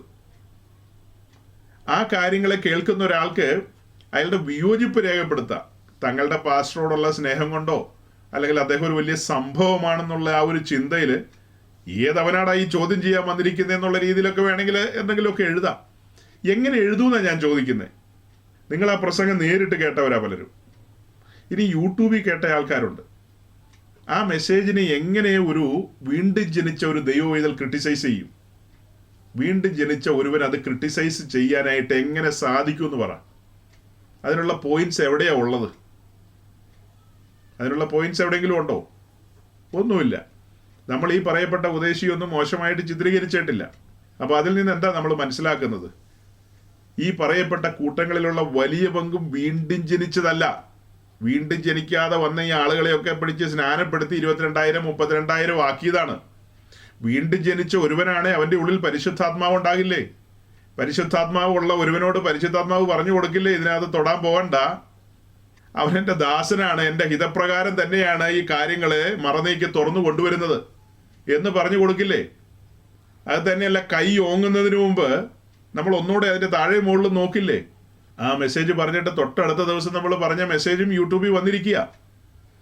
അവിടെ പാളയത്തിൽ പൊഴിയുന്ന മന്നയും സാക്ഷ്യ സന്നദ്ധിയിലിരിക്കുന്ന മന്നയും, ദ്രവത്വമില്ലാത്ത മന്നയും കൃമിച്ചു പോകുന്ന മന്നയും ചേർത്ത് വെച്ച് ഒഴിഞ്ഞ മന്ന യേശുക്രിസ്തുവിനെ കാണിക്കുന്നു എന്ന കാര്യങ്ങളെയല്ലേ നമ്മൾ പങ്കുവച്ചിരിക്കുന്നത്. അപ്പോൾ അങ്ങനെ ആ ചാനലിൽ ചുമ്മാ ഒന്ന് കണ്ണു പിടിച്ചു കഴിഞ്ഞാൽ, എന്തായാലും യൂട്യൂബിൽ കേട്ടിട്ടാണല്ലോ അവിടെ ഒന്ന് കമൻ്റ് എഴുതിയത്, ഏതാണ്ട് 600-നടുത്ത് മെസ്സേജ് ഉണ്ട്. ആ മെസ്സേജിൽ ഏറിയ പങ്കും യേശുക്രിസ്തുവിനെ കുറിച്ച് പ്രസംഗിക്കുന്ന പ്രസംഗങ്ങളല്ലേ. ഈ ഭൂമിയിൽ എന്തെങ്കിലും ചവറുകൾ കിട്ടുമെന്നുള്ള കാര്യങ്ങളൊന്നും പറഞ്ഞ മെസ്സേജ് അതിനകത്തില്ല. കർത്താവിൻ്റെ സഭയെക്കുറിച്ചും അതുപോലെ തന്നെ അപ്പസ്തോലന്മാരെ കർത്താവ് കരങ്ങളിൽ ഉപയോഗിച്ച കാര്യങ്ങളെക്കുറിച്ചും യേശുക്രിസ്തുവിനെ കുറിച്ചും ഒക്കെയാണ് നമ്മൾ പ്രസംഗിച്ചു വെച്ചിരിക്കുന്നത്. ഓൾമോസ്റ്റ് എല്ലാ മെസ്സേജുകളും അങ്ങനെയാണ് പോകുന്നത്. അങ്ങനെയൊക്കെയുള്ള കാര്യങ്ങൾ പ്രസ്താവിച്ച ഒരു ഇടത്ത് വന്ന് അത്രയും നിലവാരമില്ലാത്ത നിലയിലൊക്കെ സംസാരിക്കണമെങ്കിൽ പല ആൾക്കാരുമായിട്ടൊക്കെ ഏറ്റുമുട്ടുന്നത്, തമ്മിൽ ഒരിക്കലും കാണാത്ത ആളുകളൊക്കെ ആയിട്ട് കൂട്ടിയിടിയിരിക്കുക. എന്തിനാ ഞാൻ ഇത്രയും വിശദീകരിച്ച് പറയുന്നതെന്ന് മനസ്സിലായോ? ഈ പറയപ്പെട്ട കൂട്ടങ്ങളിൽ നിന്നും പരിശുദ്ധാത്മാവിൻ്റെ പ്രവർത്തനം ഇല്ലെന്നേ. അവിടെയുള്ളത് മറ്റൊരു യേശുവിൻ്റെ പ്രവർത്തനമാണ്. അതുകൊണ്ടാണ് കഴിഞ്ഞ ആഴ്ചത്തെ മെസ്സേജ് കൺക്ലൂഡ് ചെയ്യാൻ നേരത്തെ ഞാൻ പറഞ്ഞത്, പ്രാർത്ഥിക്കുക ഈ മനുഷ്യരെ ഓർത്ത്. 22,000 ഓർത്ത് നമ്മൾ ഭാരത്തോടെ പറഞ്ഞില്ലേ? അതിലെ ഒരു സാമ്പിളാണ് നമ്മുടെ നടുവിലേക്ക് വന്നിരിക്കുന്നത്. കമന്റ് സെക്ഷനിലൂടെ വന്നതെന്ന് മാത്രം.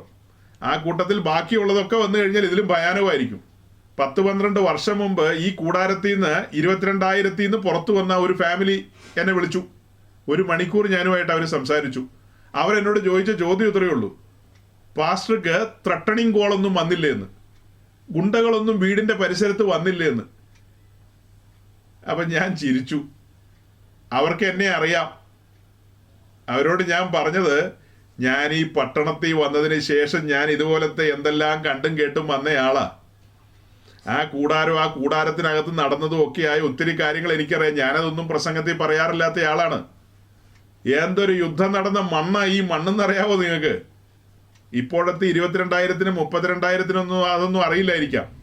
ഇന്നേക്കൊരു 10-13 വർഷം പുറകില്, അതായത് ഈ കർണാടകയിലെ ഏറ്റവും ലീഡിങ് ചാനൽ എന്ന് പറയുന്നത് TV9 എന്ന് പറയുന്ന ചാനലാണ്.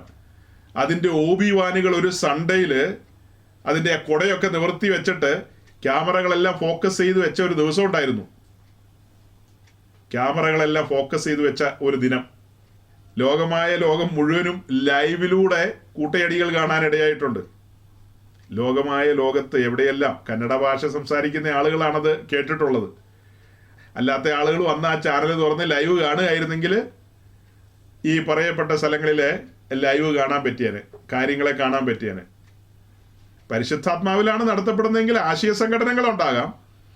ആശയ സംഘടനകൾ ശാരീരിക സംഘടനകളിലേക്കും മറ്റ് സംഘടനകളിലേക്കും ഒന്നും പോകില്ലെന്ന എൻ്റെ ഒരു ചിന്ത. അത് തികച്ചും ജഡത്തിലാണ്. അന്നേരം ജഡത്തിലേക്ക് പോയി അതും കഴിഞ്ഞ് തികച്ചും മറ്റൊരാത്മാവിൻ്റെ നിയന്ത്രണത്തിലേക്ക് പോവുകയാണ്. പിന്നെ അവരൻ്റെ പതനം കൊതിക്കുന്ന ഒരുവൻ എന്നാ മെഗാ പാസ്റ്ററാന്നാ നിങ്ങൾ ഈ പറയുന്നത്? അവരൻ്റെ പതനം കൊതിക്കുന്നു, മറ്റൊരു ശുശ്രൂഷകന്റെ പതനം കൊതിക്കുന്നു. തങ്ങളാണ് ഏറ്റവും കേമന്മാര്, തങ്ങളെ കഴിഞ്ഞിട്ട് വേറെ ആരും ഇല്ലെന്നൊക്കെ സ്ഥാപിക്കാൻ ശ്രമിക്കുമ്പോൾ അവിടെയൊന്നും പരിശുദ്ധാത്മാവിന്റെ യാതൊരു വ്യാപാരവും ഇല്ലെന്നേ. ഞാനതിൻ്റെയൊക്കെ പിന്നാമ്പുറങ്ങളിലേക്കൂടെ സൈഡിൽ നടന്നിട്ടുള്ള ആളാണ്. ഞാൻ ജീവനും കൊണ്ട് ഓടി രക്ഷപ്പെട്ടവനാ. ലോത്ത് ഓടിയതിനേക്കാൾ സ്പീഡിലാണ് ഓടിയത്. ഓടിയിട്ട് ഞാൻ നിന്നത് എവിടെ? അങ്ങ് കാശ്മീരിലും കണ്ടുപോയാ ഞാൻ നിന്നത്. എന്നാ ഓട്ടം ഓടിയെന്നറിയാവോ? തമാശല്ല, കാര്യമായിട്ട് പറഞ്ഞാ കേട്ടോ. ഞാൻ അലങ്കാര ഭാഷയൊന്നുമല്ല പറഞ്ഞ്, യാഥാർത്ഥ്യമാണ് പറഞ്ഞത്. ഞാൻ ഇവിടുന്ന് ഒരു ഓട്ടോ ഓടിയിട്ട് പോയി നിന്നതൊക്കെ കാശ്മീരിലെ കണ്ട. പിന്നെ തിരിച്ചു വന്നപ്പോൾ 6 വിരലുള്ള ഗോലിയാത്തിനെയൊക്കെ ഒന്ന് പയ്യെ നേരിടാൻ പാകത്തിനാണ് തിരിച്ചു വന്നത്. പണ്ട് അത്ര ശേഷിയില്ലായിരുന്നു. തിരിച്ചു വന്നപ്പോൾ ഒരു ഭയമില്ലെന്നേ. നമ്മുടെ ഉള്ളിലെ ചിന്ത ഇത്ര മാത്രമേ ഉള്ളൂ: കർത്താവിൻ്റെ സഭ അതിൻ്റെ ശോഭയിൽ പരിലസിക്കണം. നമ്മൾ ഏറ്റവും ഗൗരവമായി ചിന്തിച്ചിട്ടുള്ള വാക്യമാണ് ഉത്തമഗീത 6:10. അല്ലേ? കർത്താവിൻ്റെ സഭയെ നമ്മൾ അതിൻ്റെ തേജസ്സിൽ കാണുകയാണ്. അവിടെ അരുണോദയം പോലെ ശോഭയുള്ള, സൂര്യനെ പോലെ പ്രഭയുള്ള, കൊടികളോടുകൂടിയ സൈന്യം പോലെയുള്ള കർത്താവിൻ്റെ സഭയെ ഈ പട്ടണത്തിൽ മാത്രമല്ല, ഇന്ത്യയിൽ മാത്രമല്ല, ലോകമെമ്പാടും ആ സഭ അതിൻ്റെ തേജസ്സോടെ വെളിപ്പെട്ട് വരണം. അതാണ് നമ്മൾ സ്വപ്നം കാണുന്നത്, നമ്മൾ ആഗ്രഹിക്കുന്നു. അതുകൊണ്ടാണ് ആരും വഞ്ചിക്കപ്പെടരുത്. നമ്മൾ ഇന്ന് തുടക്കത്തിലും 2 പത്രോസ് 3:17 വായിച്ചുകൊണ്ട് തന്നെയാണ് തുടങ്ങാൻ ആഗ്രഹിച്ചത്. പക്ഷെ അതിൽ നിന്നൊന്നും പറയാനായിട്ട് പറ്റിയില്ലെന്നേ ഉള്ളൂ. അവിടെ പത്രോസ് പറഞ്ഞത്, നിങ്ങൾ മുമ്പ് കൂട്ടി അറിഞ്ഞിരിക്കുകൊണ്ട് അധർമ്മികളുടെ വഞ്ചനയിൽ കുടുങ്ങിപ്പോകരുതെന്നാണ്. ഇങ്ങനെയുള്ള വിഷയങ്ങളൊക്കെ നമ്മൾ പ്രസംഗിച്ചു വരുമ്പോൾ ഇതിനകത്ത് വലിയ ഒരു സംഘർഷമുള്ള കാര്യം, അതായത് പുറമേയുള്ള എന്തെങ്കിലും കാര്യത്തെക്കുറിച്ച് പ്രസംഗിക്കുന്ന പോലെയല്ല. ഇത് പെന്തക്കോസ്തിനകത്ത് തന്നെ രൂപാന്തരം വന്ന, മാറ്റം വന്ന ന്യൂ ജനറേഷൻ ഗ്രൂപ്പുകളുമായി ബന്ധപ്പെട്ട ഈ സംസാരിക്കുന്നത്. ആളുകൾക്ക് പെട്ടെന്ന് ഉൾക്കൊള്ളാനായിട്ട് ബുദ്ധിമുട്ടുണ്ടാകും. പക്ഷെ ഇതെല്ലാം അപകടകരമായ കാര്യങ്ങളാണെന്നുള്ളത് നമുക്കറിയാം. നമുക്കറിയാവുന്നതുകൊണ്ടാണ് നമ്മൾ ഈ കാര്യങ്ങളെ പറയുന്നത്. നമ്മളെ ക്രിട്ടിസൈസ് ചെയ്യുന്ന ചില ആൾക്കാരുണ്ട്. അത്തരം ആളുകൾ പറയുന്നത്, നിങ്ങൾ എന്തിനാണ് ആവശ്യമില്ലാതെ വിധിക്കുന്നത്? നിങ്ങളുടെ കണ്ണിൽ കോലിരിക്കുമ്പോൾ നിങ്ങൾ എന്തിനാണ് കരണ്ട് എടുക്കാൻ വരുന്നതെന്നൊക്കെയാണ് അവർ ചോദിക്കുന്നത്. നമ്മുടെ കണ്ണിൽ കോലിരിപ്പുണ്ടെങ്കിൽ ന്യായമായിട്ടും കരടെടുക്കാൻ പോകുന്ന മര്യാദയല്ല. നമ്മുടെ കണ്ണിൽ കോലിരിപ്പില്ല എന്ന് ഉത്തമ ബോധ്യം വന്നതിന് ശേഷമാണ് ആ ഒരു ഉദ്യമത്തിന് നമ്മൾ ഇറങ്ങി തിരിച്ചത്. നിങ്ങളിൽ പാവമില്ലാത്തവൻ കല്ലെറിയട്ടെ എന്നൊരു വാക്യമുണ്ട്. ആ വാക്യം എല്ലായിടത്തും പ്രയോഗിക്കാൻ പറ്റില്ല കേട്ടോ. അത് നമുക്ക് തോന്നുന്ന സ്ഥലത്തൊന്നും കൊണ്ടുപോയി പ്രയോഗിക്കാവുന്നതല്ല. അതിനൊക്കെ അതിൻ്റെ കോണ്ടസ്റ്റ് ഉണ്ട്. ഇവിടെ ഈ സംസാരിക്കുന്ന ഞാൻ പുതിയ നിയമ സഭയിലെ ഒരു ശുശ്രൂഷകനാണ്. എനിക്ക് എൻ്റെ മേലുള്ള ഉത്തരവാദിത്വ നിമിത്തമാണ് ഞാനിത് പറയുന്നത്. ഇതിനെക്കുറിച്ച് ഒന്നും അറിയാത്ത ആളുകളാണ് ചില സമയത്ത് വന്ന് നമ്മളോട് സംസാരിക്കുന്നത്. ഇത് പറയുമ്പോൾ ഒരു വീഡിയോ നിങ്ങളെ ഒന്ന് കാണിച്ചാൽ കൊള്ളാമെന്നുണ്ട്. രതീഷേ, ഒരു ചെറിയ വീഡിയോ.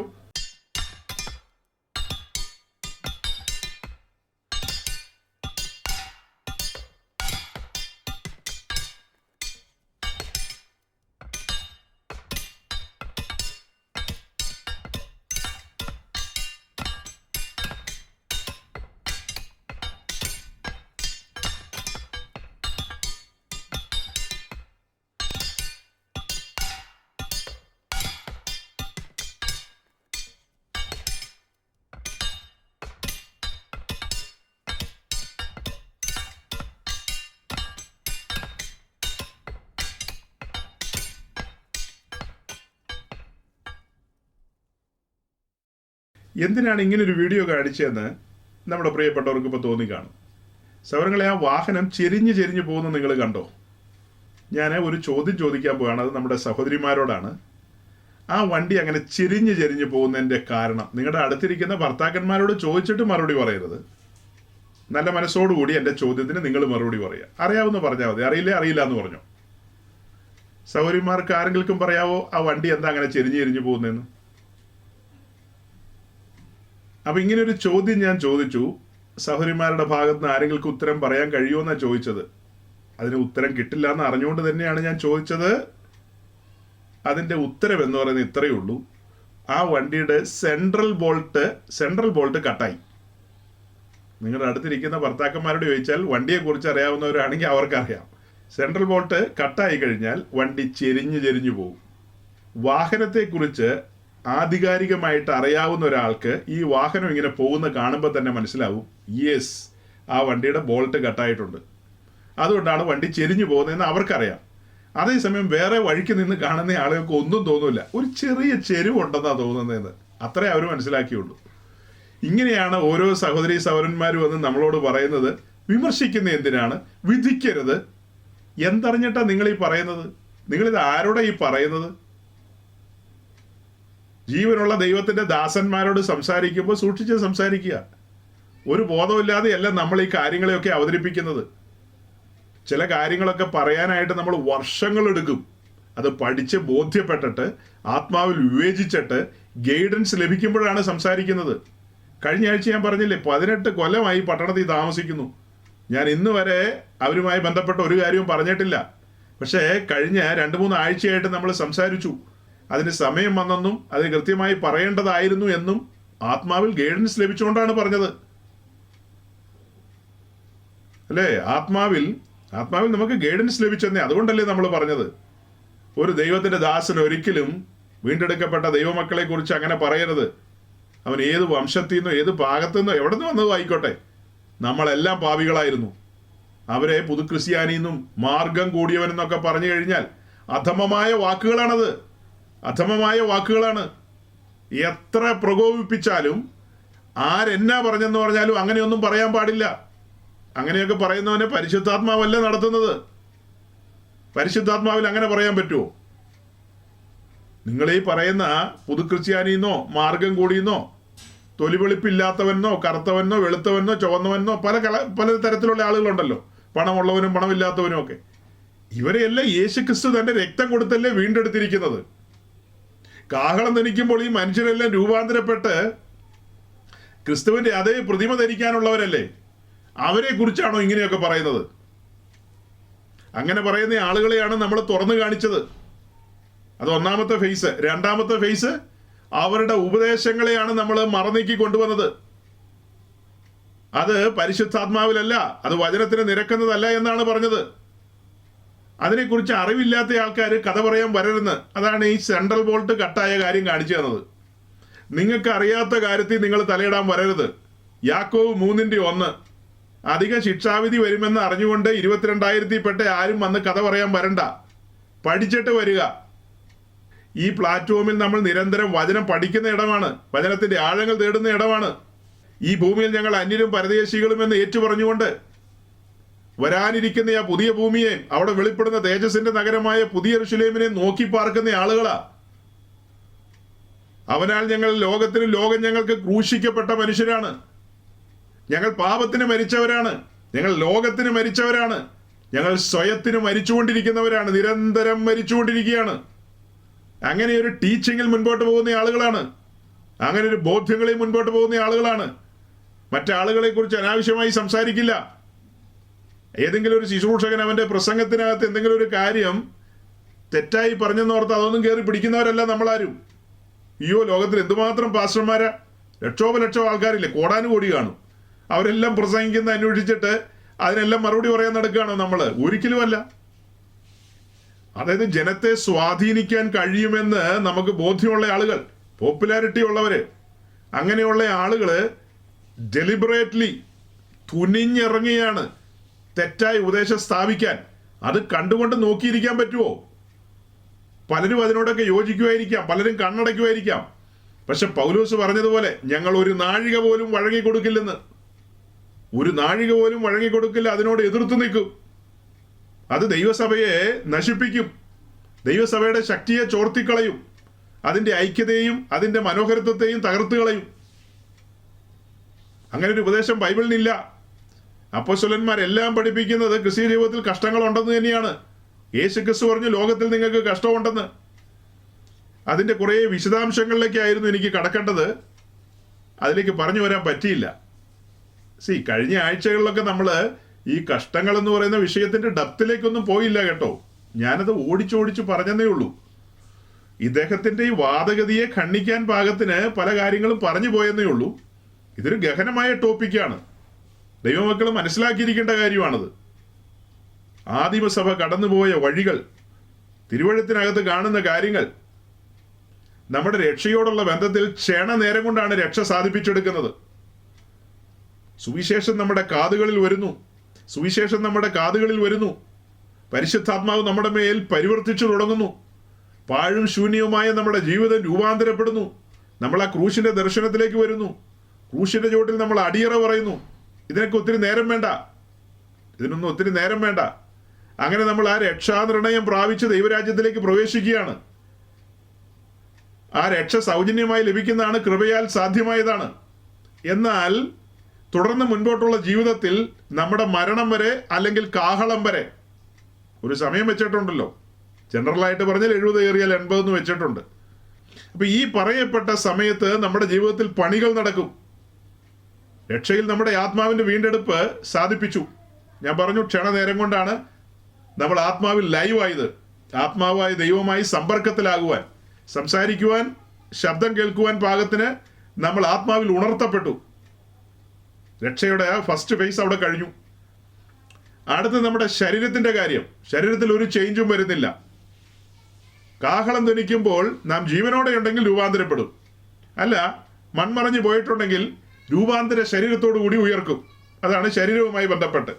അതേസമയം നമ്മുടെ ദേഹി അഥവാ സോൾ, ആ ദേഹിയിൽ പണികൾ നടക്കും.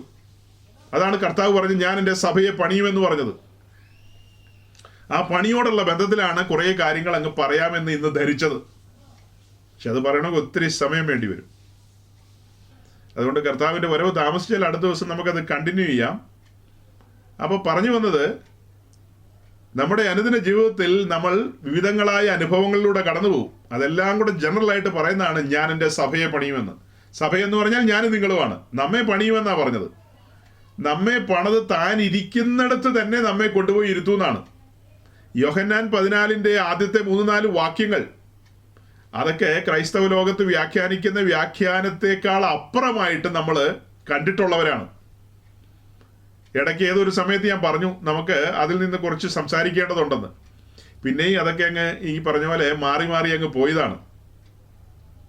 1-2 വർഷം മുമ്പ് നമ്മൾ 14-ാം അധ്യായം തുറന്നു വെച്ച് എബ്രായ ലേഖനത്തിന്റെ കൂട്ടുപിടിച്ചുകൊണ്ട് അതിന്റെ വിശദീകരണത്തിലേക്ക് പോയിട്ടുണ്ട്. 2 വർഷമോ മറ്റോ മുമ്പാന്ന് തോന്നുന്നു. എന്നാൽ ഈ കഴിഞ്ഞ നാളിൽ നമ്മൾ ശരീരത്തിന്റെ സമർപ്പണം എന്നൊരു വിഷയം പറഞ്ഞു വന്നപ്പോൾ അതിന്റെ കൺക്ലൂഷനിൽ ഈ യോഹന്നാൻ 14 കൊണ്ടുവരണമെന്ന് വിചാരിച്ചതാണ്. പക്ഷെ അതിന്റെ ഒരു കൺക്ലൂഷൻ ഇതുവരെ പറഞ്ഞിട്ടില്ല. അത് പെൻഡിങ്ങിൽ കിടക്കുകയാണ്. അപ്പൊ നമ്മളെ അനുദിനം പണിതുകൊണ്ടിരിക്കുകയാണ്. പണിതൊരുക്കി കഴിയുമ്പോൾ താനിരിക്കുന്നിടത്ത് നമ്മെ ഇരുത്തും. ഇരിക്കുന്നത് എവിടെയാ? താൻ സിംഹാസനത്തിലാണ് ഇരിക്കുന്നത്, ജയാളിയായിട്ടാണ് ഇരിക്കുന്നത്. നമ്മയും ജയാളികൾ എന്ന നിലയിൽ തന്നോടുകൂടെ സിംഹാസനത്തിൽ ഏക ശരീരസ്ഥരെന്നുള്ള നിലയിൽ ഇരുത്തേണ്ടതുണ്ട്. അതുകൊണ്ട് നമ്മുടെ ജീവിതത്തിൽ പലതും അനുവദിക്കും. സങ്കീർത്തനങ്ങൾ 66 10 മുതൽ 12 വരെയുള്ള വാക്യങ്ങളൊന്ന് വായിക്കാവോ? നമ്മൾ വായിച്ചു കേട്ടത് സങ്കീർത്തനങ്ങൾ 66 10 മുതൽ 12 വരെയുള്ള വേദഭാഗങ്ങളാണ്. ഞാനിതിന് വിശദീകരണത്തിലേക്ക് പോകുന്നില്ല, ജസ്റ്റ് വായിപ്പിച്ചെന്നേ ഉള്ളൂ. ഞാൻ പറഞ്ഞതുപോലെ കർത്താവ് വരാൻ താമസിച്ചാൽ നമുക്ക് അടുത്ത ദിവസം പുറത്തെടുക്കുന്ന കാര്യങ്ങളിൽ ഈ വിഷയങ്ങളും കൂടെ കൊണ്ടുവരാം. സഹോദരങ്ങളെ, നിങ്ങളിൽ പലർക്കും ഈ കാര്യങ്ങളെ അറിയാം, നിങ്ങൾ പലപ്പോഴും കേട്ടിട്ടുള്ളവരാണ്. എന്നാൽ നിങ്ങൾ പ്രാർത്ഥനയോടെ ഈ കാര്യങ്ങളിലേക്ക് സമീപിക്കണം. കാരണം നമ്മളെ പുതുതായിട്ട് കേൾക്കുന്ന പലരുണ്ട്. തന്നെയല്ല, നമ്മൾ ഈ 22,000 കഥയൊക്കെ കഴിഞ്ഞ ദിവസം പറഞ്ഞല്ലോ. ആ 22,000 ആരെങ്കിലുമൊക്കെ കേൾക്കുകയാണെങ്കിൽ അവർക്കൊരു വിശദീകരണം ആവശ്യമാണ്.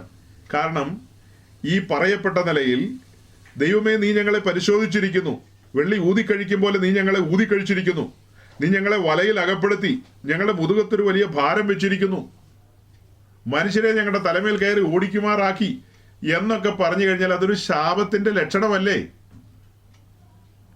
അതൊരു ശാപത്തിന്റെ ലക്ഷണമായിട്ടാണ് അവര് പഠിച്ചിരിക്കുന്നത്. ആ പറയപ്പെട്ട കൂട്ടങ്ങളിൽ സത്യാന്വേഷികളായ ഒരുവനെങ്കിലും ഉണ്ടെങ്കിൽ അങ്ങനെയുള്ളവർക്ക് വേണ്ടി ഒരു വിശദീകരണമാണ് നമ്മൾ കൊടുക്കുന്നത്.